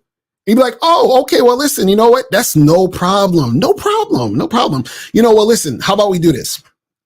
I'm going to get you an Uber, or you should call an Uber, and we'll do this another time, okay? And then you politely kick her out. You see what I'm saying? That's all you got to do. So you let the woman know exactly what you want to happen, and if she's not down for that, tell her to stay her punk ass home. Now, if she says she's down for it, then she comes through and y'all get down and y'all do y'all thing. But if she says she's down for it, she comes through and she doesn't want to do it, you politely let her go. It's that simple. It's that simple. Because what happens is when you're indirect, you are banking on hope. You're like, oh, I want to get her to come over. I hope we fuck. I hope she don't play games. I hope. So you get her over. You're like, oh, let me get her comfortable. So we're going to watch TV for a while. And then you're like, let's go in the bedroom. She's like, why you want to go in the bedroom? Why you want to go in the bed? You see what I'm saying? Like, so now you... Exactly. He said, pass the test. Listen, again, the language is important. See, women are not, okay. If you think a woman is testing you, right? That's disrespect. Women are not supposed to even see in the pickup artist world, they'll say shit test and all this other stuff. The reason why women give you, a shit test or a woman testing you is actually disrespect. You understand? Because what that means is that she does not see you as a man. You understand? So what I mean by that is this, and I use this example a bunch of times. If your boy who works at Walmart hung out with you this weekend and y'all went to the club and he had an iced out chain and he told you it was real, you'd be like, nigga, that's bullshit. I gotta test this to make sure it's real. Let me go get one of those chain testers. I'm gonna get that tomorrow. I'm gonna test your chain to see if it's real. Now, why are you testing your homeboy's chain to see if it's real? It's because you don't believe that he can afford that type of chain. So you test it. Now, if you went to a concert and the Migos was there and you went backstage and you was hanging out with Migos, you saw them with iced out chains, you wouldn't question if their chains are real. Why? Because you believe the Migos can afford those chains. So the test comes in when the belief isn't there. So she's testing you, giving you a shit test or testing you because she believes you ain't that guy. Do you see what I'm saying? Now, are there times where chicks will just do that because they're gonna do that and there's nothing you can't do nothing about it? It is what it is. But understand that that's what it is. Understand that she is not highly interested in you, which is why she's testing you in the first place. You understand? That's why the test is happening, because she does not believe you're that guy. Because if she believed you were that guy, she wouldn't want to test you. She wouldn't even think about it. She wouldn't need to. You see what I'm saying? But let's continue this. Let's continue this. Was different with how she did it. She had like a more like she was trying to play confused. I've had girls that be like, why we going to the bedroom with a smile? Like they know what's up. This girl didn't have no smile. She had like this, what we going to the bedroom for? Like she fucking with me. What she fucking with me? You know what I'm saying? And I'm like, what she fucking with me for? In my head, but I didn't say that. So I'm looking at it, I'm like, okay. My brain kind of froze because the way she did it, I hadn't really been in this situation. I had before in college years ago, and I fucked up in that situation too. Guys, See, as I'm hearing the story, what it basically just sounds like is he found the woman he was highly attracted to. He put her on a pedestal. She realized that he was that enamored with her, and then she was like, "Well, I'm playing games with this guy," and she was. And what happened was she wasn't necessarily about it from the jump. You understand what I'm saying? She wasn't about it from the jump. You see what I mean? And so, and also too, with this whole thing of her coming over twice, right? See, he has a point in that whole entire thing, but that's not really the reason why. So it's two things happening simultaneously, right? So what's happening is that he's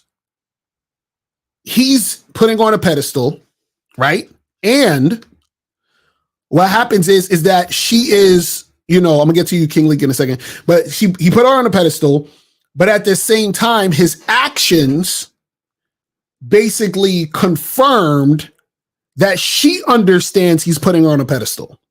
So what I mean by that is this: the fact that he brought her over twice, or he told her to come over again, and she asked him to come over again, right? Him giving her more attention made her right in her decision to use him.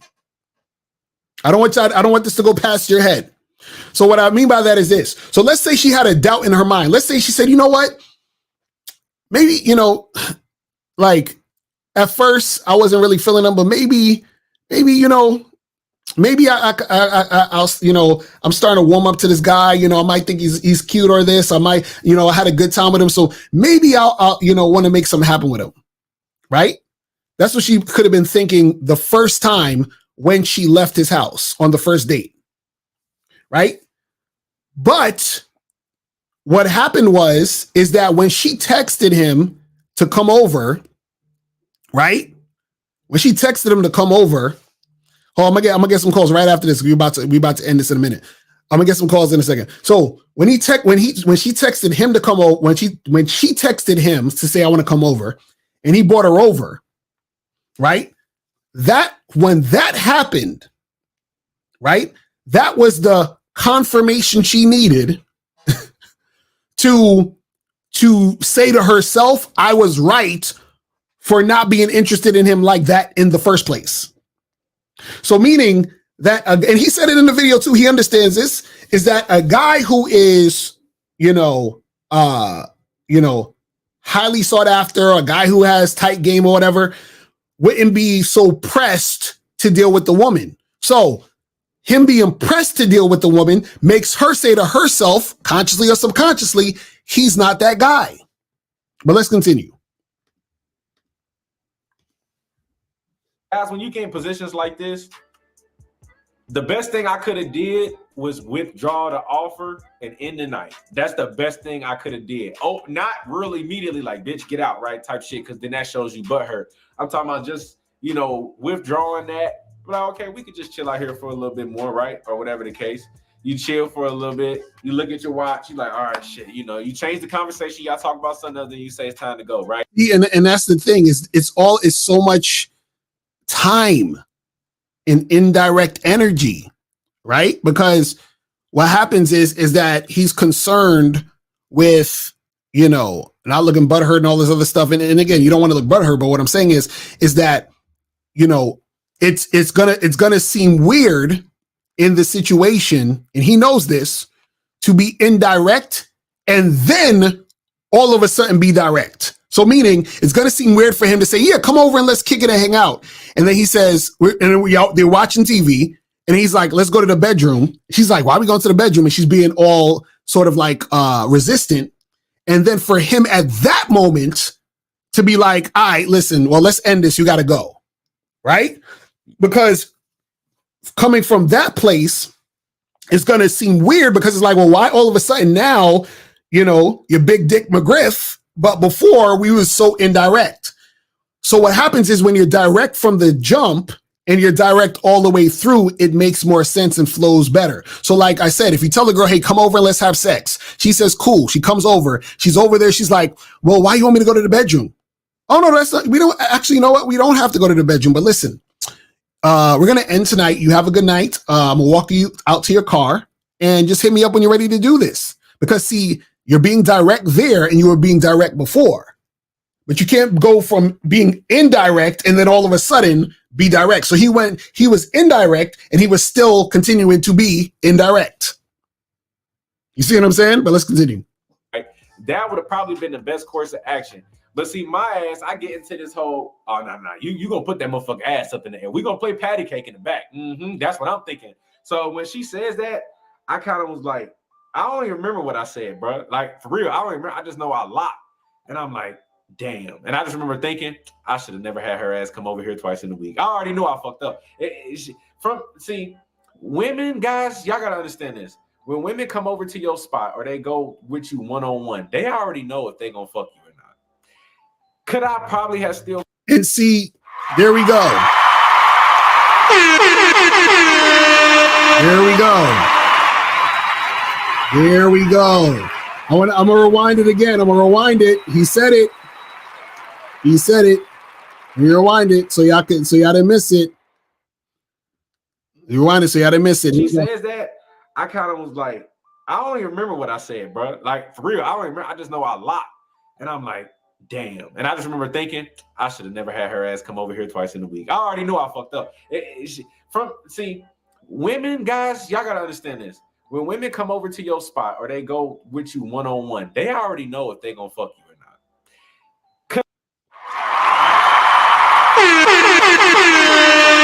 Women already know if they're going to fuck you or not.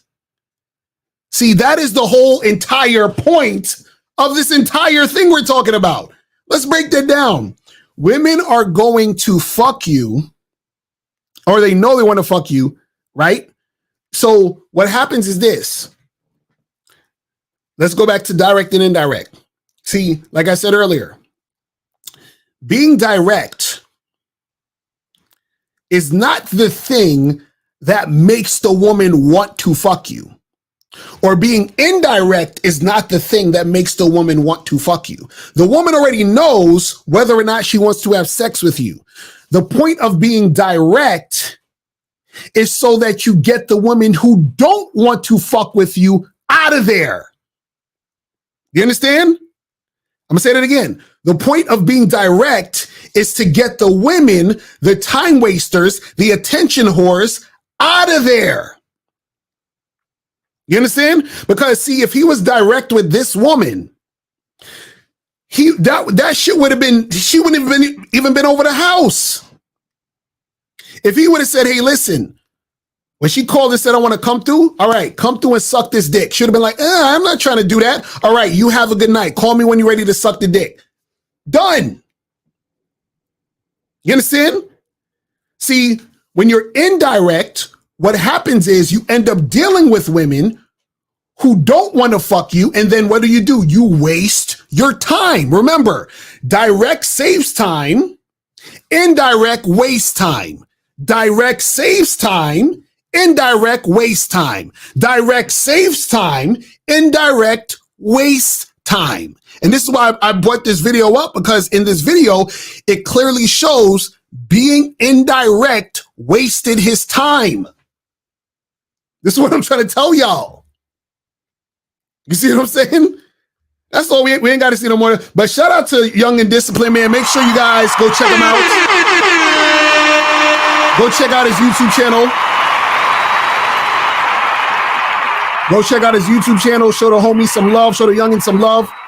Because at least, that was a teachable moment. This is what I'm saying. Like, guys, I got to talk about these things because I have to teach you guys what's happening. And like I said earlier, is that, and again, I watch some of his stuff and he's entertaining. I liked a lot of the stuff that he says, and there's certain stuff I'm like, nah, that's not it. But you know what I'm saying? But he's doing his thing. So shout out to him.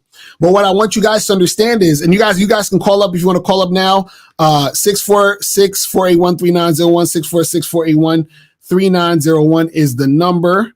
All right, so let me get to some of these real quick. Hold on, where are we at? Okay, here we go. I think I see Monogamous Player calling. Hold on. All right, let me get to.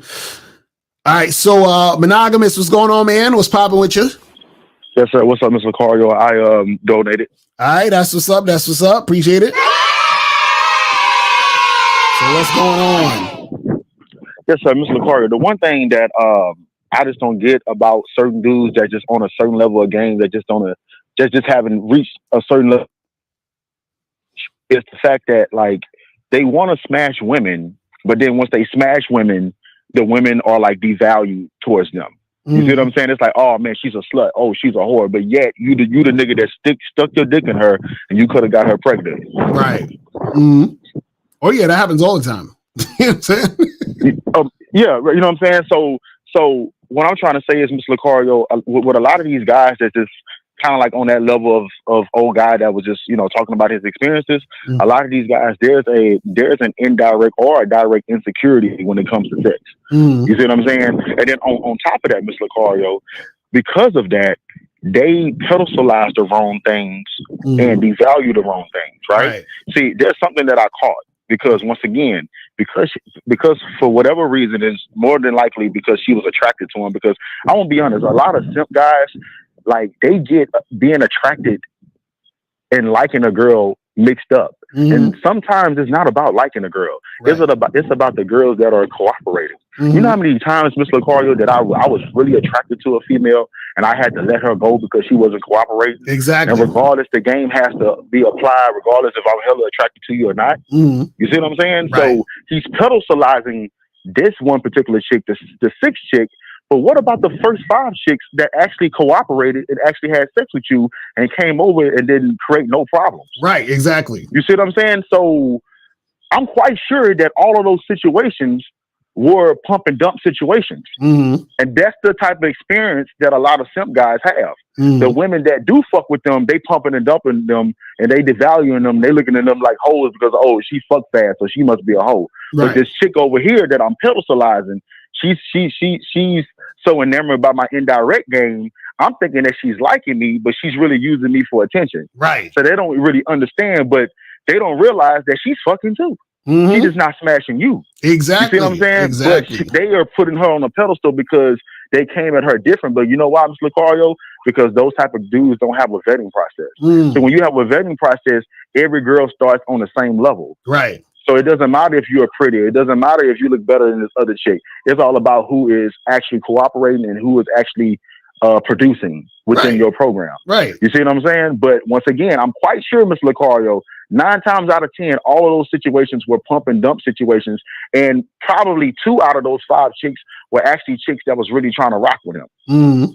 You see what I'm saying? But he's devaluing them because he wants sex, but because he got it. See, and Mr. Lucario, I don't like that because I've actually had girls have sex with me quick, and then they come and be like, "Oh, I hope that you don't think I'm a hoe." And I'm like, I'm telling them like, why would I think that you're a hoe when I wanted that? Right. You see what I'm saying? I wanted that action. Actually, you showing me that you're cooperating. You see what I'm saying? Because you are making things easy. And then another thing, Mr. Lucario, out of all the women that I had sex with, it doesn't take much to have sex with a woman. Right. These women are trying, like, I remember earlier in the show, you were saying that women love sex. Women do love sex, bro. Right. And as I say, Mr. Lucario, all I had to do, and what you said, women already know if they're going to have sex with you or not.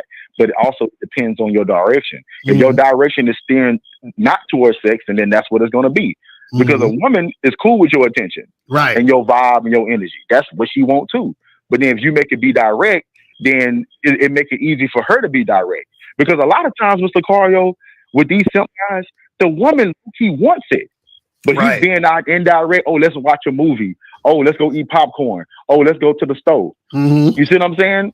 But then the chicks that were direct with him, once again, they the hoes and they this and they that. Right. And I just don't understand that. But what's your take on that, Mr. Lucario? Yeah, well, the thing is, you know, it's one of those things where, you know, guys generally, you know, they kind of have like I always say they have like this schizophrenic type of mentality when it comes to the game where it's like, yeah, they want pussy, but at the same time they get pussy, and then because they got pussy, then there's something wrong with her. But then they want the woman who is not going to give it up, but then at the same time they match she ain't giving it up. It's like it's all this back and forth weird shit. But this is why guys need to have their own program, and then let women fit into that. Because even in this video, I'm sure when he took the girl home the first time, he wanted to have sex. And so when she left him, he should have said, hey, listen, the next time we get together, you gonna be naked in my bedroom. We gonna be fucking. You understand? Right. So now she knows that. So if she calls him or he calls her or they communicate again, she knows that's what the deal is. So if she wants to see him again at any point, that is what the deal is. And if she's not trying to do that, then she don't need to fuck with him, and he don't need to waste his time dealing with her. And he could use that time more wisely for any other thing he's doing in his life, or fucking with another girl or whatever it is. And that's it. Yes, and the moral of the story is being direct allows you to get to the next girl quickly. That's talking about it versus you wasting your time on this one chick that's gonna look good in your face, but that's it. You see what I'm saying? And the last thing, Mr. Lucario, there's just a level of the game where you have to reach to where cooperation is way more attractive than looks. Or just, you see what I'm saying? That need to be on a shirt. Cooperation is more attractive than looks. That's a fact. So Mr. Lucario. So with him, and that's what I'm trying to say, like, he don't have a vetting process because, once again, the girls that are cooperating, he don't even understand what he really should be attracted to. But this other chick over here that with the fat ass, and trust me, Mr. Lucario, I'm quite sure out of those 5 chicks, at least one of them had a fat ass too. Right. But once again, because you pedestalize, Mr. Lucario, have you ever like looked back in life and realized, like, why did I really like her? Right, exactly. Yes. I've seen some girls from the past, like, why did I really, I don't know, maybe that's what I was on, but why? You know? Right. But that's all I got to say, Mr. Carter. Thank you so much for the opportunity. Yes, have a great night. Yes, sir. What's poppin'? We got Miles in the building. What's going on, fam? Hey, what's up, brother? What's going on there, buddy? Chilling. What's going on with you, man? Hey, man, look, man, I know we old and out of touch, but, right. We got to stick this game still. You feel me? Exactly. I know we elderly and shit, but damn, you know what I'm saying? Like, no, I wanted to just come in and talk about the shit because these guys don't understand, like, how to actually create options in the dating world. Right. Like they really don't understand the importance of time. Right. Wait, hold on. Keep talking. I'll be back. I got to get my plug. Hold on. Okay. Yeah. Guys, a lot of guys don't understand the importance of time. You have to save time. You understand? That is the beauty of being direct. And like Lucario said, being direct is not none of this stuff is a guarantee that you're going to get the pussy. There is no guarantee that you're going to get the pussy. There is no guarantee that you're going to get the pussy from that particular girl. But here's the thing. If you create enough options, getting pussy is inevitable. You understand? And that's the part that so many guys don't appreciate.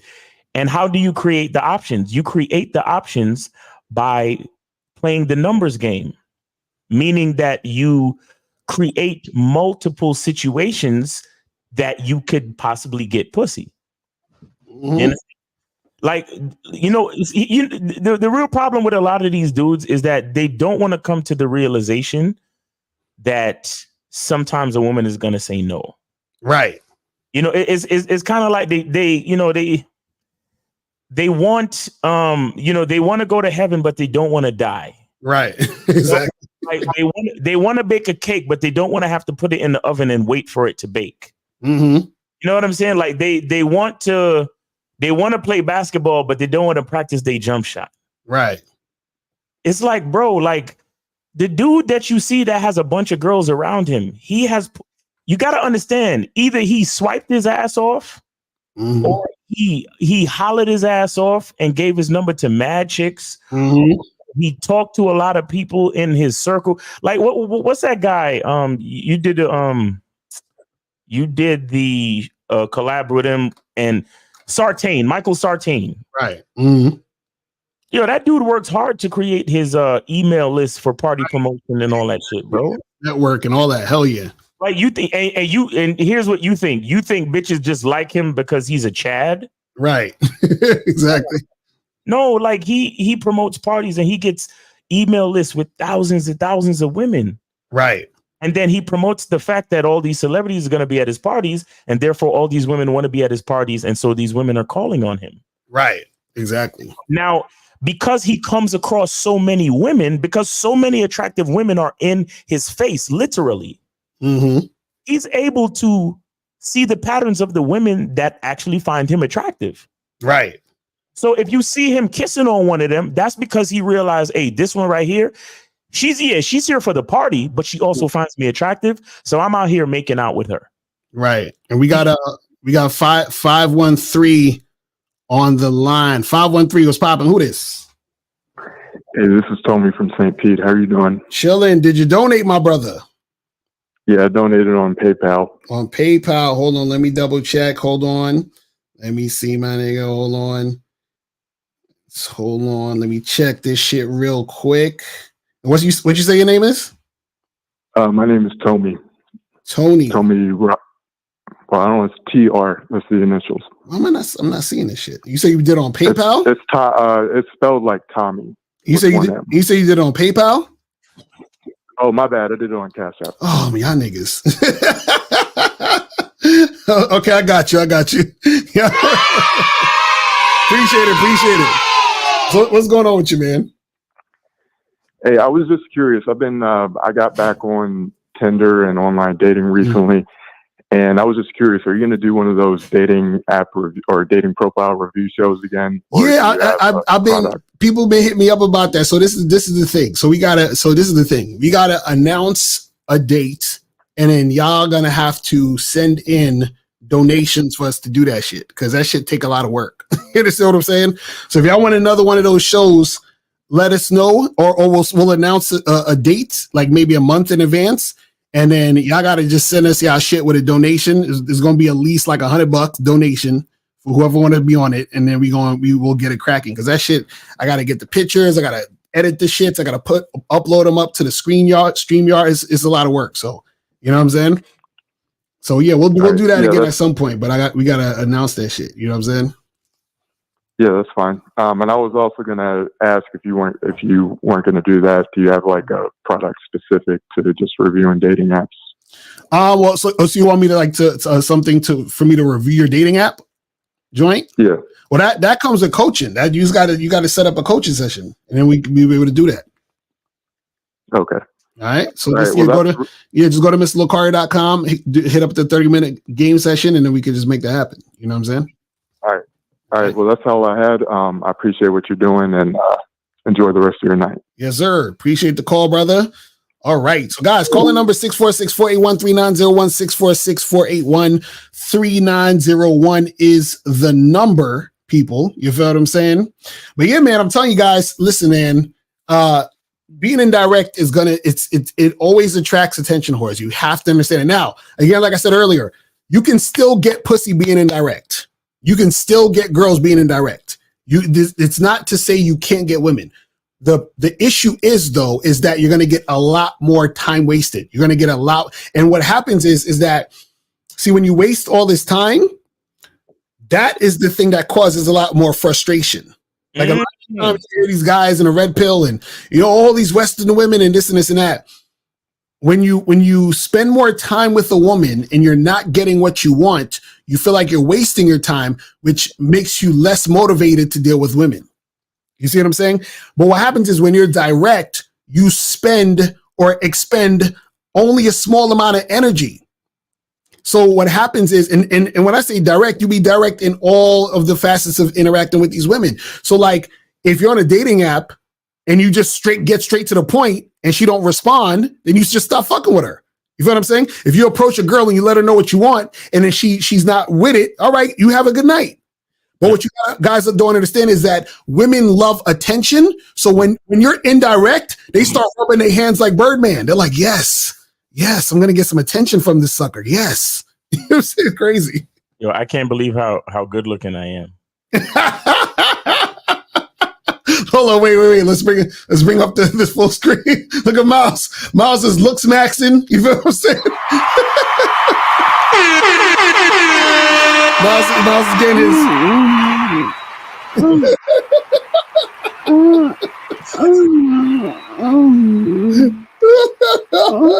Sorry, man.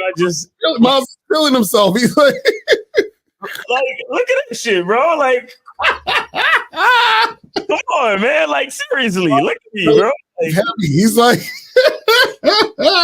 oh man. I just had to take a moment and appreciate me. How dare you think you're good looking when the internet says you're below 6 feet? How? How dare you? How dare you be confident? Oh my gosh. Love yourself. God damn it. That's what they can't stand. Like, look, I'm 6 feet and I still hate myself. He's not even 5'8" and he loves himself. What the fuck is going on? Exactly. He must be scamming. Miles, you scamming these niggas trying to bro, seriously, bro. I'm 6 feet with a jawline and I hate myself. That's what the niggas are saying. I swear to God. I'm 6 feet with a jawline and I got hair and I still hate myself. This nigga Miles is less than 5'8". Right. No hair. He's old and he still loves himself. These niggas is scamming, bro. Come on, bro. Exactly.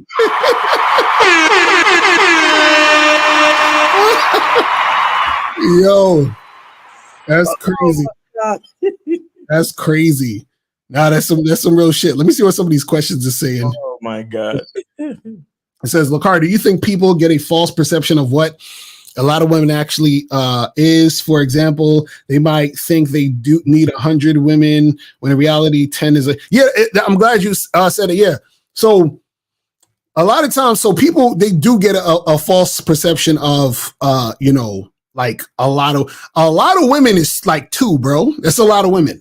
You understand what I'm saying? Like if you're consistently fucking with 2 women, that's a lot. It's a lot, bro. You know what I'm saying? Because the thing is, if you actually have a girlfriend or a wife, or let's say one girl that you're consistently with, that's a lot of work with that one particular girl. But let's say if you're dating 2 women, that's a lot because you're being consistent with 2 women. Now, let's say you're dating more than 2 women. That's when it gets even more unmanageable because now you got to spend a bunch of time with 3 or more women. That's ridiculous. Even if you're just hooking up with women. Like a lot of guys think, man, I got to have like 20 girls on a roster. No, nigga, you could just have 2 girls and you good. You're good. Don't worry about it. 2 girls at any one time. You're fine. You feel what I'm saying? Like, it's not that serious. So a lot of dudes, because again, we tell y'all guys, listen, holler at 25 chicks a day.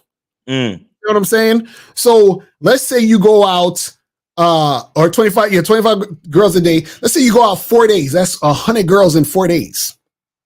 Out of those 100 girls, let's say you end up going out on a date with like 8 of them. That's a lot already. And then out of those 8, you have sex with 2, and one of those girls becomes your girlfriend. And then you're like you already got shit popping off of just 100 women. You don't need to fuck with 100 women. You understand what I'm saying? You don't need to fuck with 30 girls. You see what I mean? Like you trying to tell me you can't get 1 woman out of 100? Are we serious? What we're telling you guys to do is to holler at 100 and you get that one. Why is that so hard? Bro, guys, I want you guys to know something. Lucario, what would you say your body count is? Shit, it's like 300 something. I want y'all to know something. And I'm just saying it just for context. I'm not saying this to embarrass my man or nothing like that. Right. But I want y'all to understand something. Mm-hmm. When Lucario is not working on business, mm-hmm. When Lucario is not working on business, you're about to lie. Go ahead. No. When Lucario's not working on business, eating food, taking a shit, mm-hmm. or dealing with some personal thing, right? He's getting at bitches. Mm-hmm. Am I lying, Lucario? No, it's true. It's true. That's a fact. 90% of the time. Look, I ain't trying to blow up your spot, but I'm just saying this because guys need to understand the type of work that a real nigga that fuck with bitches put in. Right. Exactly. I need y'all niggas to watch Real Game No Theory. Mm-hmm. When everybody else is talking and you see Lucario looking down like this. But see, the thing is that these guys, they don't understand. See, okay, guys, you got this is what you guys got to say. This is what I'm trying to get y'all to really, really get down, right? So the reason why I champion being direct is because when you're doing this stuff efficiently, you don't have time to be indirect. Bro. So it's either listen, you're like, woman, you with it or you not. You with it or you not. That's it. Bro, I be chilling with Lucario, bro. And unless he's like talking to me directly, like, yo, Miles, something.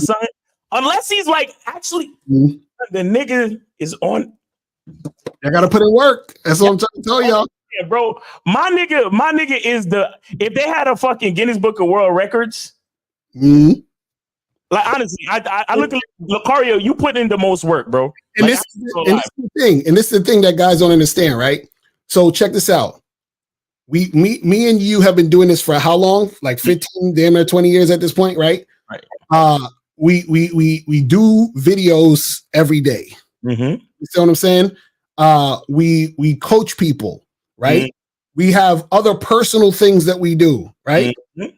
And then we still have time to do what we do with women. So a lot of guys are like, but look, this seems like a job and blah, blah, blah. You know why it seems like a job? Because y'all niggas are indirect. You know why it seems like, oh my God, I don't got time? Because you're indirect. If you're direct, if you know what you want and you're direct, this is why we tell y'all niggas, do the same thing.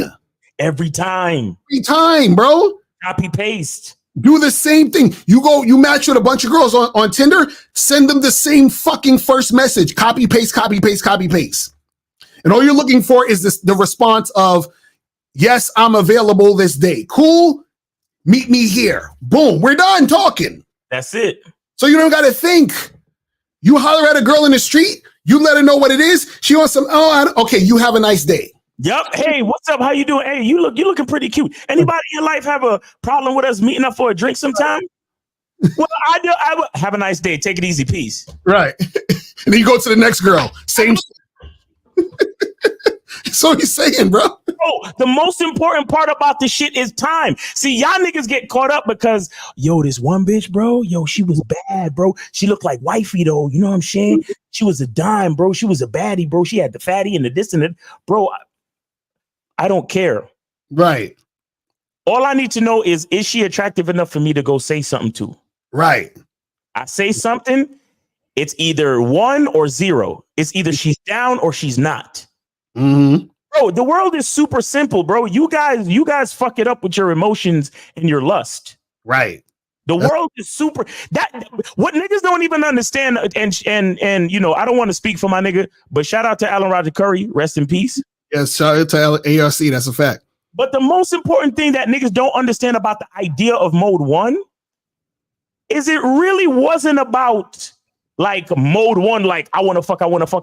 No, it's I don't have time to waste. Exactly. That's the most important part about mode 1 that niggas don't understand. Mode 1 filters out the time wasters. Exactly. Mode 1 filters out the bitches who are not attracted to us. Mm-hmm. So, I know I'm not a Chad. I know I'm not a Tyrone. So I know that there's going to be a decent amount of women that are not attracted to me. That's okay. I'm here to put in the work to find the ones that are. Right. Y'all niggas getting tripped up on rejection and, why did she flake and why didn't she show up? And I finally got her to come over to my house, but she didn't want to go into the bedroom. Right. Exactly. Bro, I can't tell you how many chicks been in this crib. Can't tell you. And we making out or I'm getting close to them and I'm touching on them and they acting weird and so you need to use the restroom? What you mean? I'm asking if you need to use the restroom because after you use the restroom, it's time for you to go. Right, exactly. Well, damn, it's like that. I can't even chill. No, you can't chill. Exactly, right. Because I want to get physical. I want to have sex. and you seem to be playing around. So it's time for you to either use the restroom, call your Uber, or I'll walk you to your car, whatever it is. But you can't stay here. Right. And if you change your mind, you got my number. Exactly. It's about time. It's about time, gentlemen. Mm-hmm. It's about time. Y'all niggas thought mode 1 was about racking up bodies. Mm-hmm. How do you rack up bodies? Bro, check this shit out. And 480, we're going to get to you in a second. Keep me on hold. And Lucario, you know niggas like this. Mm-hmm. There's niggas out there that will meet a bitch, spit whatever he spit into a bitch, get it back to the crib, fuck, and right back outside. Right, exactly. Because y'all niggas get tripped up. Like, oh yeah, I won. I finally smashed, bro. These niggas out there that smash, and they're right back outside. Hollering at the next bitch, like, yo, what's going on? Oh, you know what I'm saying? You trying to come back to the crib? And the nigga already got pussy tonight, but he's back out. I know niggas like that. Like, I know dudes, I would go to the spot. I see them at the spot. I see them leaving the spot. They go fuck the girl. They come back to the spot. And I'm like, nigga, what happened? He's like, yo, I smashed already. I'm back. Bro, they come back to the spot with the same urgency or more. And you looking at them like, bro, didn't you just leave and fuck a bitch? He's like, yeah, but I'm trying to get another one, homie, because it's not about the bitch. This nigga straight up, he's literally going for his own record. This is how y'all niggas, it's a lot of y'all niggas out there. You'll meet a chick, finally get her back to the crib, and then after she leaves, you're on your phone like a fucking little bitch. Talking about, yo, bro, hey, bro, check this out. Hey, you see that baddie I was with at the club, bro? Yeah, she came back to the crib. And we smashed, bro. Hooray, hallelujah, bro. Meanwhile, the real nigga, he smashed, made the bitch come 2 or 3 times, and he was like, all right, bitch, I'll see you next week. If you free, holla at me. We could do this again. And he's right back out at the fucking club. Mm-hmm. Exactly. But you can take the call. Sure. So 480 is popping. Who this? Oh, what's up, man? Calling on Miles is Mr. Xavier. Who this? Xavier. What's going on? Did you donate? Yes, sir, on Cash App. All right. Hold on. I got you. Appreciate it. And 513, put yourself on mute real quick. 513, put yourself on mute. What's going on, Xavier? What's popping with you, man? Oh man, nothing chilling. Hey, since I know y'all from New York, hey, Nas or Jay, which one y'all got? This nigga. Day, fuck out of here. I'm gonna have to go with shit. I'm gonna have to go with Jay. Fuck. Okay. Jay from Brooklyn. Enough said, nigga. Fuck out of here. What are we talking about? Yeah. What's no, cause what's y'all's how do I say this? Like history, like knowledge as far as like New York hip hop. Are y'all like y'all got a lot of knowledge with that shit? Yeah. Why? What's the question? No, yeah, I was gonna ask you. Who's I got 2 questions though. Who's y'all's favorite rapper? Like who's the king of New York? So my favorite rapper ain't a New York nigga though. You know what I'm saying? No, actually, it might be. So, my favorite rapper of all time is Slick Rick. So, fuck y'all niggas.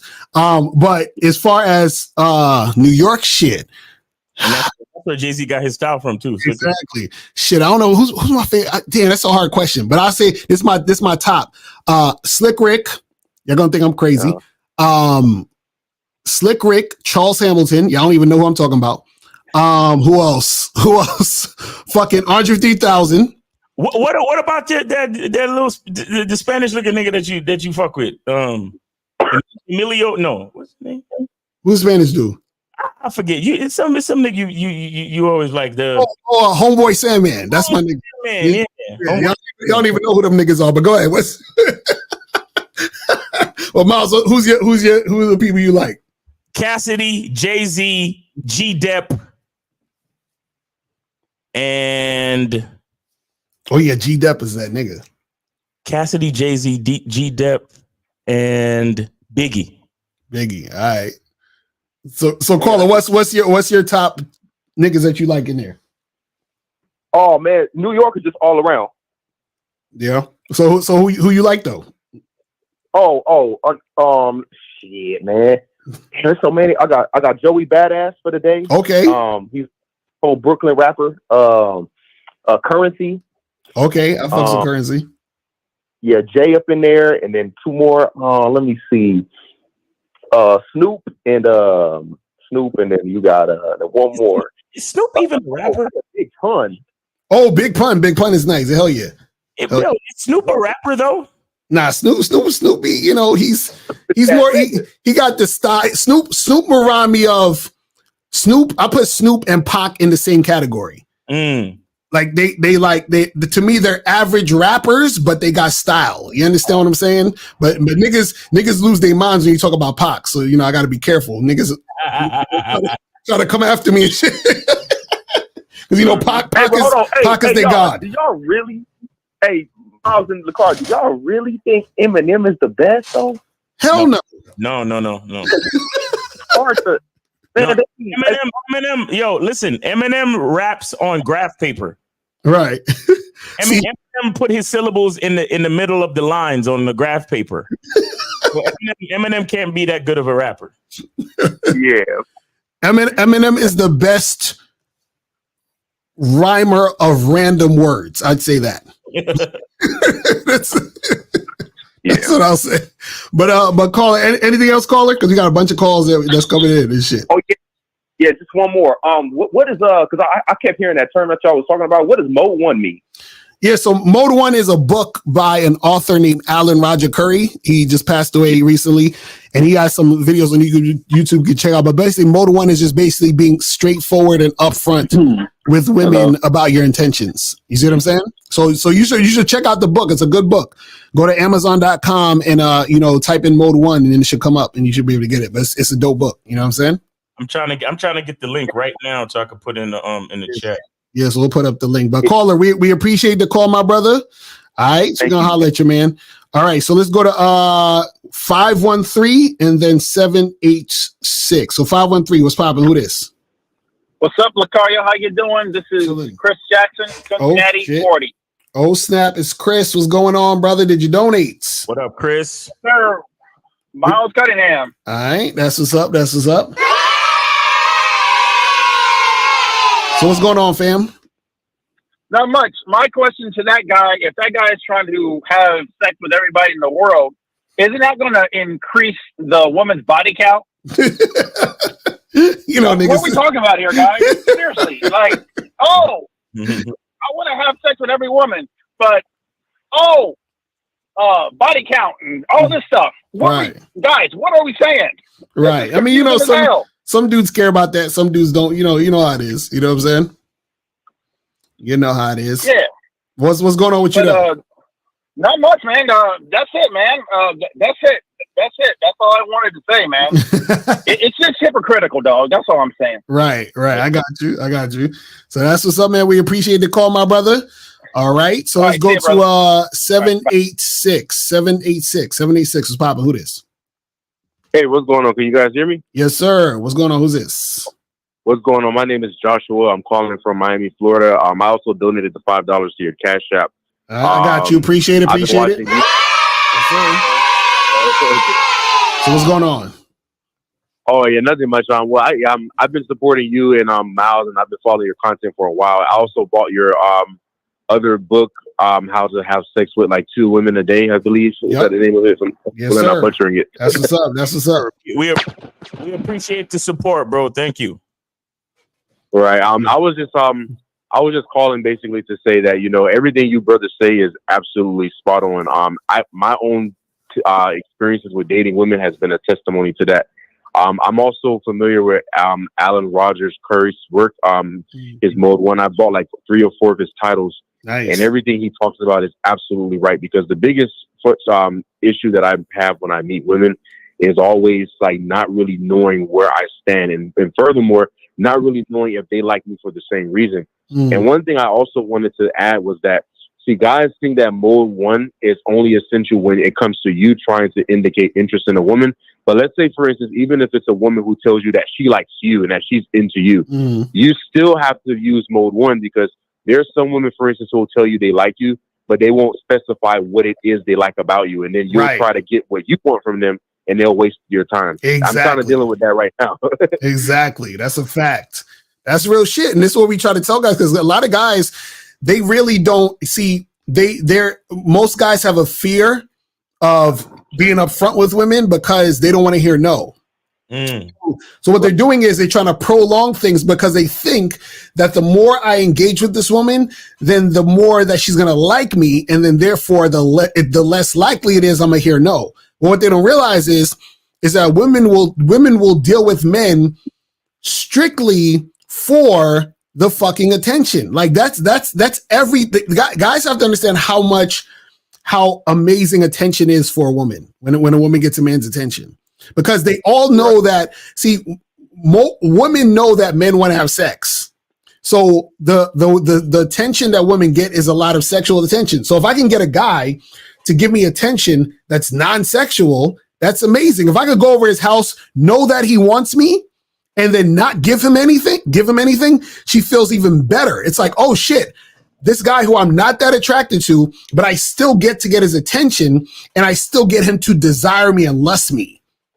Like that's a win. Right. You know what I'm saying? That's a win for her. Right.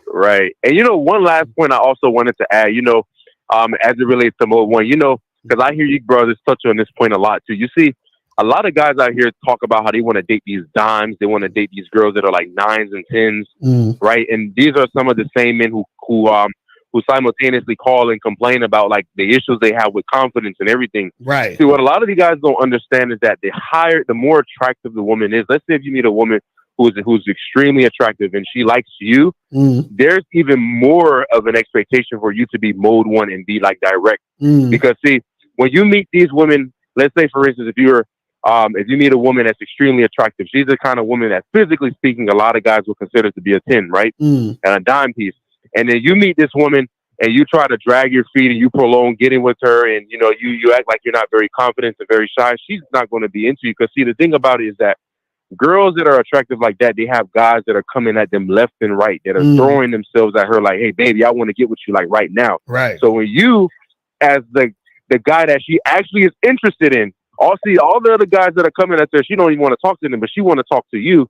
And if you fumble the ball and you ain't mode one and you ain't on it, she's going to lose a lot of respect for you, because there's a higher expectation, especially if you're a guy that a lot of women consider to be like attractive. Right.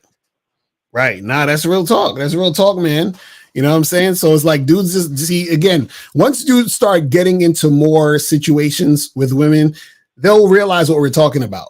You understand? Because we've been through this situation of, oh man, I fucking wasted all this time with this chick. Oh, I was tiptoeing and this happened. Oh, I was being all indirect and this happened. It's like, yo, what the fuck? I'm wasting all this fucking time. And then I realized that when I'm just being direct and let her know what I want, then I'm getting what I want. And when I'm in a situation where a woman isn't going to follow through, I don't waste time. It's like a win-win. So you're like, either I get this shit going or I don't get my time wasted. It's like either way I'm good. You know what I'm saying? So that's how it is. Right. You know what I'm saying? No, yeah, that's true. Yes, yeah, sir. A lot of guys, they think that a lot of women don't really like that, because see, they hear women, for instance, like complain about, oh, these guys are cheaters, they're this, that, and the third, and they think that because they hear that criticism, that means that women don't actually like that. Right. But see, one thing that I tell that guys you have to understand is that women, they always want the opposite of what they say they want. Because see, you will hear a woman, for instance, complaining about the asshole and whatever, but then that's always the guy she's getting with. Right.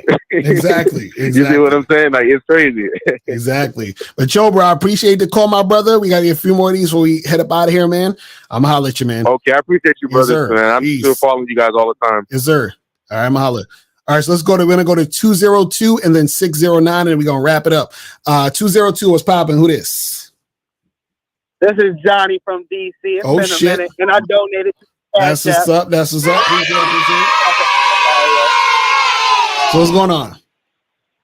I had a quick question about, so in the video thing, like when you're basically saying being direct and like talking to a chick for like 5 minutes. And my question about that is because I can't talk to a chick for 5 minutes without me bringing up me and her doing something like sexual. Because it's like, when I think about it, I'm like, there's not much to talk about. I mean, you can talk about a lot of different things, but it's like I don't want to talk about that. So it's like, right.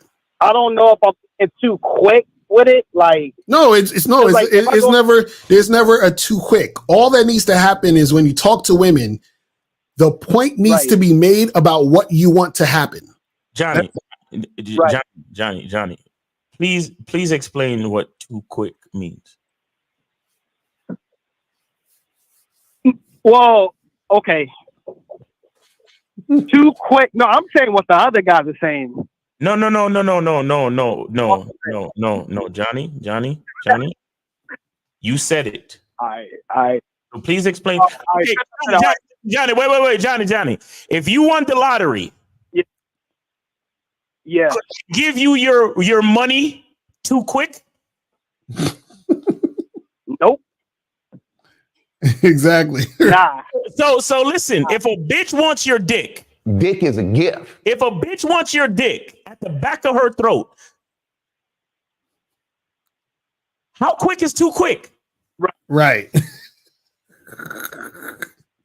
I mean, I agree because like I'll come up to a chick and say, no, Johnny. Do you really agree? You really agreed? Why would you have this question, bro? Okay.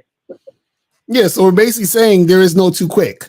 So meaning all that needs to happen. So what I was explaining earlier is a lot of guys have a skewed perspective of what being direct means. So a lot of guys think being direct is tapping a chick on her shoulder, and when she turn around, you say, "I want to fuck you." That's not what we're talking about. You understand? That's not being direct. You see what I'm saying? I like doing that. Right. So, no, and the thing is, you can do that. But what I'm saying is that's not what we're talking about. So what we're talking about is all direct really means is by the end of the conversation, right? What the woman is responding to needs to be something specific and clear. That's it. So if you're telling a girl, hey, listen, for example, direct could be you saying, listen, hey, I'm really interested in getting together with you this weekend. I want to take you out for a drink at the Main Street Bar, right? And you say, are you free this weekend to do that? That's you being direct. You're telling her, I want to take you out for a drink at this bar. So she's saying yes or no to that, right? Now you can say, hey, I want to take you back to my crib and I want to hook up with you this weekend, Friday night, and whatever. I want to have sex with you. You know, and then you say, hey, give me your number so I can hit you up and confirm about having sex, right? So the specific thing is us getting together to have sex. Now, being indirect is, hey, let me get your number. We should hang out. That's indirect. You see what I'm saying? We should chill. Indirect. You see what I'm saying? Because she's saying yes, but that chill or hang out could be anything. You see what I mean? No, I agree. I agree with the direct because, like, when you come more direct, you just seem more like a man anyways. Instead of just saying, hey, why don't you pull up on me or let's kick it or stuff like that. Like, we just tell her straight up, like, I want you to pull up because I'm trying to crush or I want to bring you over, I'm going to spread your legs or I want you to suck. You know what I'm saying? That comes across as more masculine. So I agree with everything you guys are saying, and I'm thankful for you guys because you guys always leveling up our minds, and that's pretty much all I have for today. But yeah, yes, sir. I appreciate both of you. Appreciate y'all. All right, brother. Appreciate the call, man. All right, brother. All right, so let's go to 609. 609. What's poppin'? Who this? This nigga Johnny know he ain't direct. But anyway, what's up, Mr. Carter? This is Josh from Jersey. I donated to your PayPal. The PayPal. Hold on. Let me double check. All right, I got you. Appreciate it. What's going on? Yo, is it me or do you notice some chicks getting older on dating apps? Like they get recycled through the system, see them again, and like, damn, this bitch got older.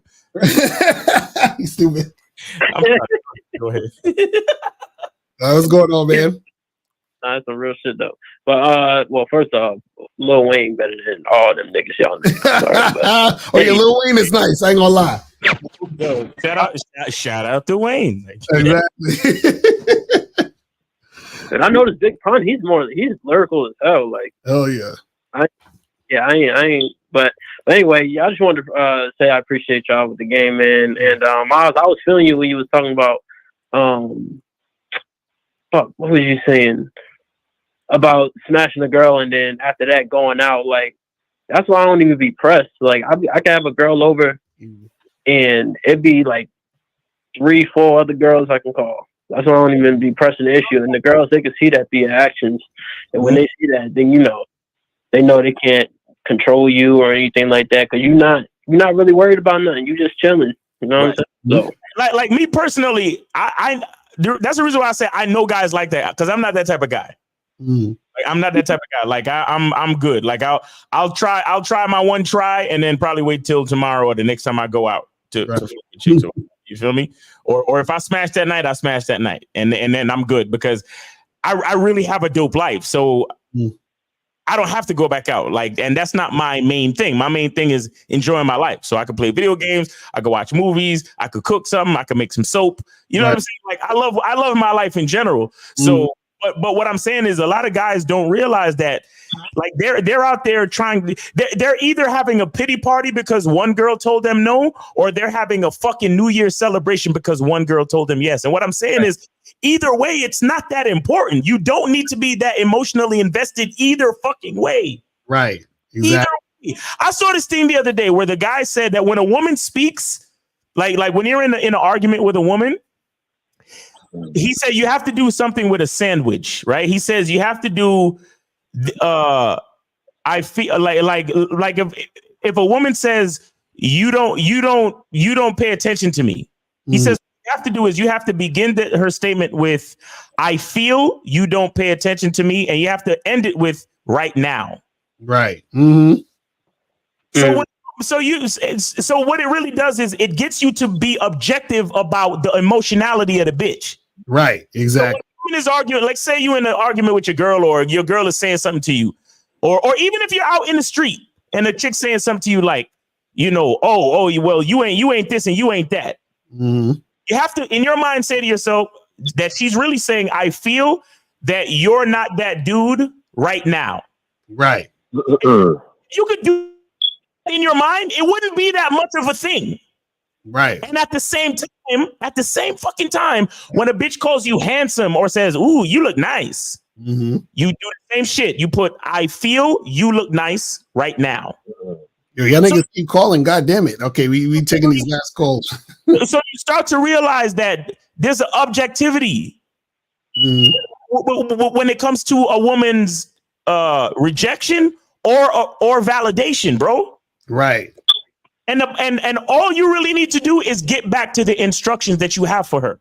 And then right after that, it's ones and zeros. If she followed the instructions, then we could go further. If she's not, then good night. We're done. Facts.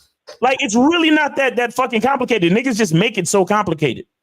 Real talk. So any other questions, caller? Nah, that was some real shit you was spitting, Miles. Y'all should make that shirt that Monogamous said that phrase. That's some real shit. Shout out to Monogamous, man. Yes, he sir. always coming to. Yes, sir. Compliance is more attractive than your looks. Exactly. Appreciate it, caller. I'm gonna let you, man. All right, we're gonna go 601 and then 678, and then we're gonna answer the questions, and we're gonna be out of here. 601, what's popping? Who this? Yeah, Dr. Frizzle. Dr. Frizzle Pros. Who? Dr. Frizzle Pros. Doctor, who and the what now? Would you donate that? Yeah. PayPal. Hold on, let me double check. Hold on. All right. Come on, Lo. Okay, Give me in there, man. Hold on. Okay, I see you. I got you. Appreciate it. All right, so what's going on?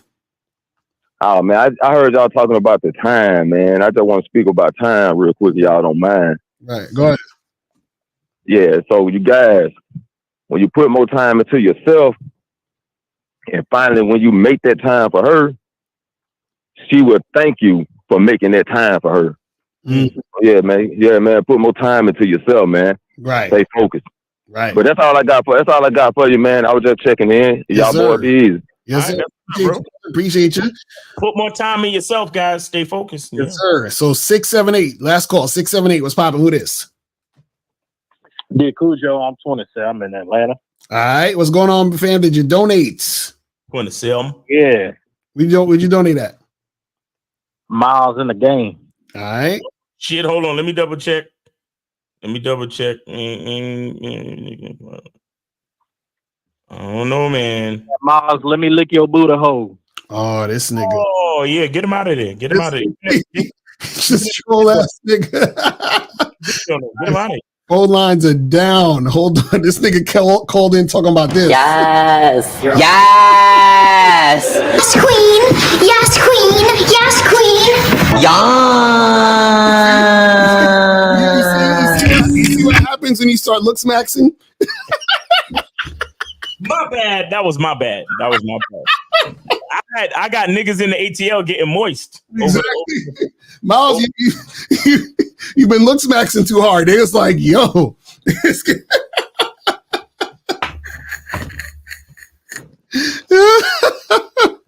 Oh man, hilarious.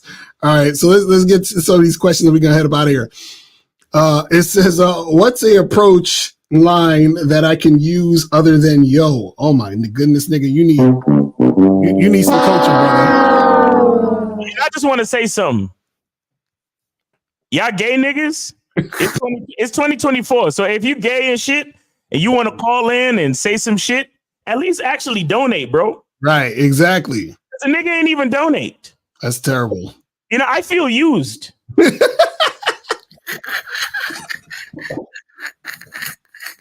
This shit's terrible. Oh my god! It said, Agar, do you think the reason she was playing games was she was vague? Was he vague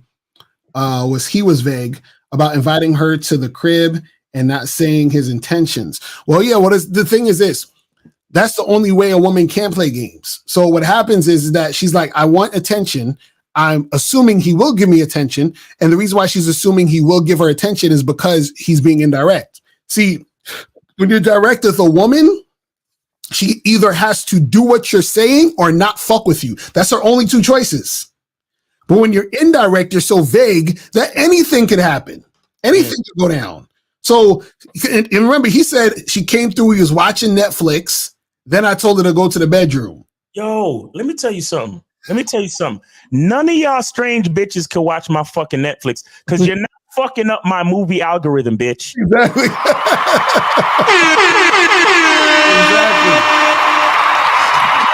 Exactly.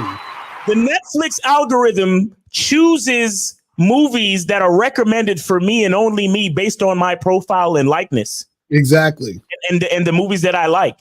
Mm-hmm. You're not over to my house to watch my fucking Netflix and I don't even know you. You gotta be my girl to watch my Netflix, bitch. Exactly. You gotta be vetted. Mm-hmm. Come over to my house and you want to watch some old weird shit, some old fucking reality show bullshit fucking up my movie algorithm on my Netflix, bitch? How dare you? You ain't earned that privilege yet, ho? What are we talking about? Nah, but on some real shit, Miles, you gotta watch Love is Blind. That shit is fire. I guarantee you can't get through one season without fucking getting mad. Yo. Oh man. This says, in your example, if you politely kick her out and she says she changed her mind again at the door and wants to have sex, would you still kick her out, reschedule, or charge her? No, she still gotta go. So basically what happens is that at that point, that would mean she's being wishy-washy. And you don't ever want to fuck wishy-washy women. Right. So when she's already shown you she's not interested or she's not trying to do it, you let her leave. And so you give her another chance to come back. So basically you're giving her time to think and say, okay, all right, I'm ready to do this, whatever. Right. So now what happens is that it's a thing where within the situation, if she's like, okay, I'm gonna do it now, it's like, no, now she's trying to do it because she doesn't want to leave and she wants more attention. But that's not the right way for her to be doing that because now she's fucking you based on attention and not fucking you because she wants to fuck you. Look, JJ trying to hold out till the last fucking minute to try to get the pussy. You see how important pussy is to niggas? Exactly. God damn. Lakar, you said confidence is the feeling that you can, but what if someone doesn't feel like they can do it and still proceed to try, or wouldn't that just be courage? Well, the thing is that part of the reason why you try is because there's part of you that thinks you can. You see what I'm saying? So the fact that you're trying to do it is still confidence. So you're having the courage to do it, but you still have that confidence within you to get it done. You see what I'm saying? Because that feeling has to come from you taking the action comes from the feeling of you feeling like you can do it in some form of fashion, because if you felt like you couldn't do it, you wouldn't. You see what I'm saying? So that's what it's about. So he said the guy in the video said he lost pussy being direct and still lost pussy being indirect. So now what? He got to learn to not waste his time. Well, exactly. That's what I was saying. Wait, how do you lose pussy? So he was saying, oh, because I told the chick, or I'm being direct, and she says no, that means I lost pussy. Which makes him think if I wasn't direct and I was more indirect, I would have got the pussy. But the second video proves that doesn't work either, because you were indirect and you still didn't get the pussy.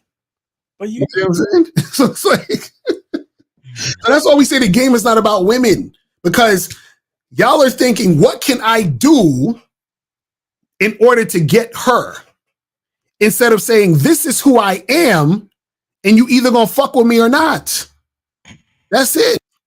That's what we try to teach you guys. Have either of you ever been about to fuck a chick and she did or said something that turned you off? Oh, hell yeah. Hell fucking yeah. I remember I was with this one chick, and this is the funny part, I couldn't even get it up after she said this. Oh yeah. So we were about to do it, and I can't remember exactly what she said, but she said something to the effect of, like she said something that made it seem as if she was saying to me that I should be thanking her for allowing me to fuck her. And so she said something like, "Oh, you should be grateful that I'm even here." Like it was something like that. And I was like, "What?" It's like, and my shit just like, yeah. It's like, no. I was like, what the fuck are you talking about? I was like, stop. That shit crazy. And it was fucked up because and what I said to myself was, I was like, what did I do to make her think right that I'm pressed for this? Like, I was like, I fucked up somewhere. I was like, I fucked up somewhere to make her think that like I'm excited to fuck her. Like, come on. This is why do women like to manipulate men that by their own nature? What? Well, the thing is, women have to use certain men. You understand? And that's why they manipulate you. But you can only be manipulated if you're weak and don't have game. You understand? Well, and another thing you have to understand is that men are the most powerful thing on this planet. But there are some men who are weak. Right. Because as a species, we're the most important thing on the planet.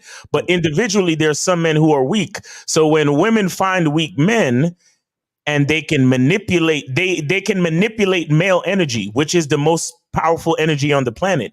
So when they find a weak man that allows them access to manipulate male energy, it's a big deal for them psychologically. Right. And on top of that, women are supposed to manipulate you. Because women are supposed to be there as the counterpart in order to help you help yourself be stronger. Right. You see what I'm saying? So that's the thing right there. You know what I'm saying? It says, for social circle, any tips on throwing parties? Now you got to hit up my dude. What's his name? We just talking about him earlier. Sartain? Yes, go to Sartain. He'll teach you how to do all that shit. You feel what I'm saying? Shout out to Sartain. Michael Sartain. Sartain, holla at your boy. So do the males that allow time wasters do so because they don't see their own value and thus don't see their time as valuable? Exactly. Yes, that's exactly what it is. Yes. Because ain't no way in hell I'm sitting there watching a whole movie with a chick and having her just hang out. Like that's just like, you know what I'm saying? Like, that shit is the worst, bro. That shit is the worst. Like, yo, y'all got to start giving women schedules. You got to start saying, hey, listen, come through to my house at 7. We're going to get together and we're going to, have sex, do our thing. And I'm going to need you out by 8:30. You understand what I'm saying? Like, because I got this other shit I got to do. Like, let her know what the deal is, man. How do I get women to leave me the fuck alone at work? Contractor, some houses each week. It's been a year. I ignore her. Doesn't work. Start acting like a simp and she'll remove herself. You understand? Start telling her how pretty she is and all that other shit. And, you know, be a perfect gentleman, be a nice guy, and trust and believe she will remove herself from the situation. You feel what I'm saying? Is a male being indirect a cope to hide their insecurities because deep down they know they aren't him and being direct won't work for them? That's another thing too. That could be it too, where a guy doesn't believe in himself. He doesn't see himself as that guy. So he feels like, well, I can't just tell a chick what I want because she's not going to just do it. I gotta spend time with her and manipulate her, or, you know, try some trickery or do whatever. And then maybe she'll fuck with me. So yeah, absolutely. A lot of guys have that sort of like thought process. This says, Lacarda, there are seasons where I am indifferent to women's rejection, but some other times it triggers me. How do I get my subconscious mind to permanently understand that rejection is normal? Well, there's part of you that still believes that your sense of self-worth is tied to women validating you by wanting to get with you. There's some part of you that's feeling that way. You know what I'm saying? So in order to, you know, to get away from that, you know, you have to drop whatever belief you have that makes you feel like you need women's validation. And then once you drop that, then that feeling or whatever, that trigger is going to be gone. The trigger is there because you're still holding on to some sort of belief. You feel what I'm saying? So you gotta understand that. This says, you forgot Tupac, he's from NYC. Oh yeah, I was saying that Tupac, you know, you know what I'm saying? He's cool. He's not, you know, you know what I'm saying? You know what I was thinking about? Remember that Lil Wayne video where the nigga was like talking about the top rappers and the nigga said Gucci Man? Wayne was like, Gucci who? Gucci Man? It's like, shout out to my nigga Gucci. Like, shout out to my nigga Tupac. This girl at my cousin's job wants to get her brother to fight me. And my cousin, I didn't do anything to this girl. Why do I attract a lot of crazy people in my life?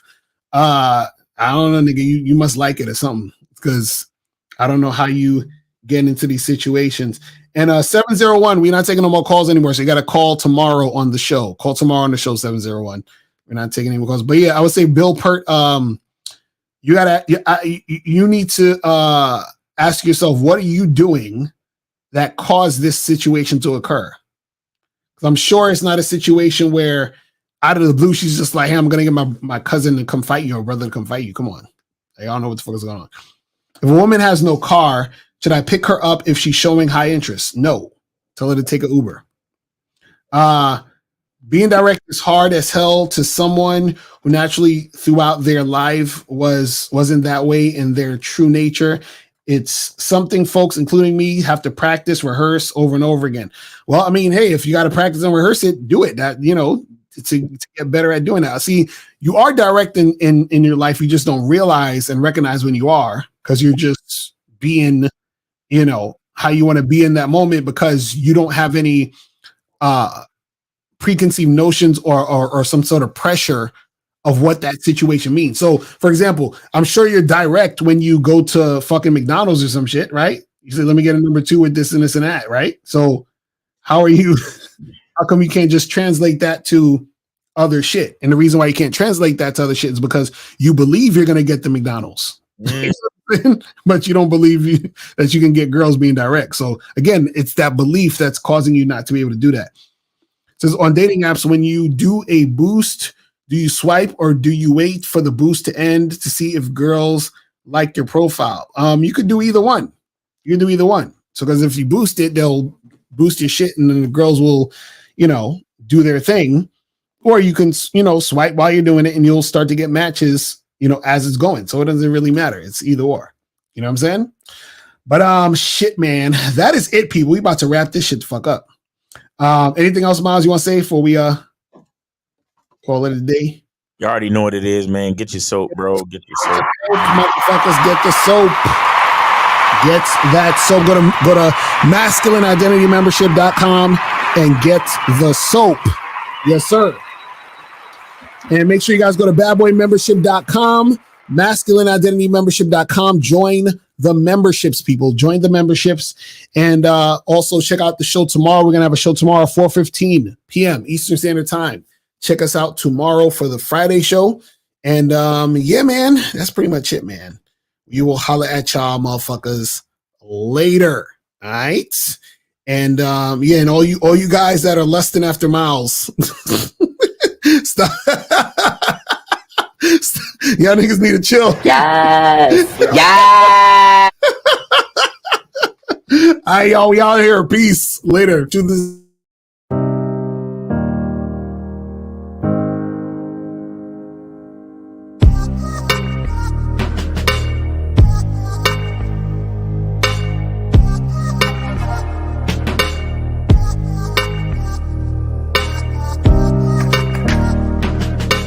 We're here to define what a man is, right? Responsibility creates struggle, struggle creates strength, and strength creates structure. How many people care about what people think about them? Be honest. As a man, you got to be able to protect not just yourself, but your family. When we talk about being a man, it's your behaviors. But I don't say any of this to brag. I don't say any of this to gloat my life up or I'm better than anybody. I start crying. I'm like, why am I crying? And so what I realized was, you put yourself in a target-rich environment. You are the only woman that paid for a ticket to come to this event. if you're trying to teach your daughter to be around a certain man and you're not that man yourself, she gonna choose you. Hey, let me not touch this nigga. He too clean. Where is that on you? It's not on me. It's not on you. The only reason why it's not on you is because you didn't choose it. Find the women who can actually help you build. And here's some deep game for you. You don't have to have sex with all of them. Since 2016, I've been following Lucario and Miles. Y'all changed my life. Followed by Uncle Ram. So ever since then, I've been getting a little bit of too much ass at times. You know, as a man, there's a balance to it. Your purpose and pussy. And the heavier your purpose. Even if you lose the relationship, you don't lose yourself. And that's the most important part.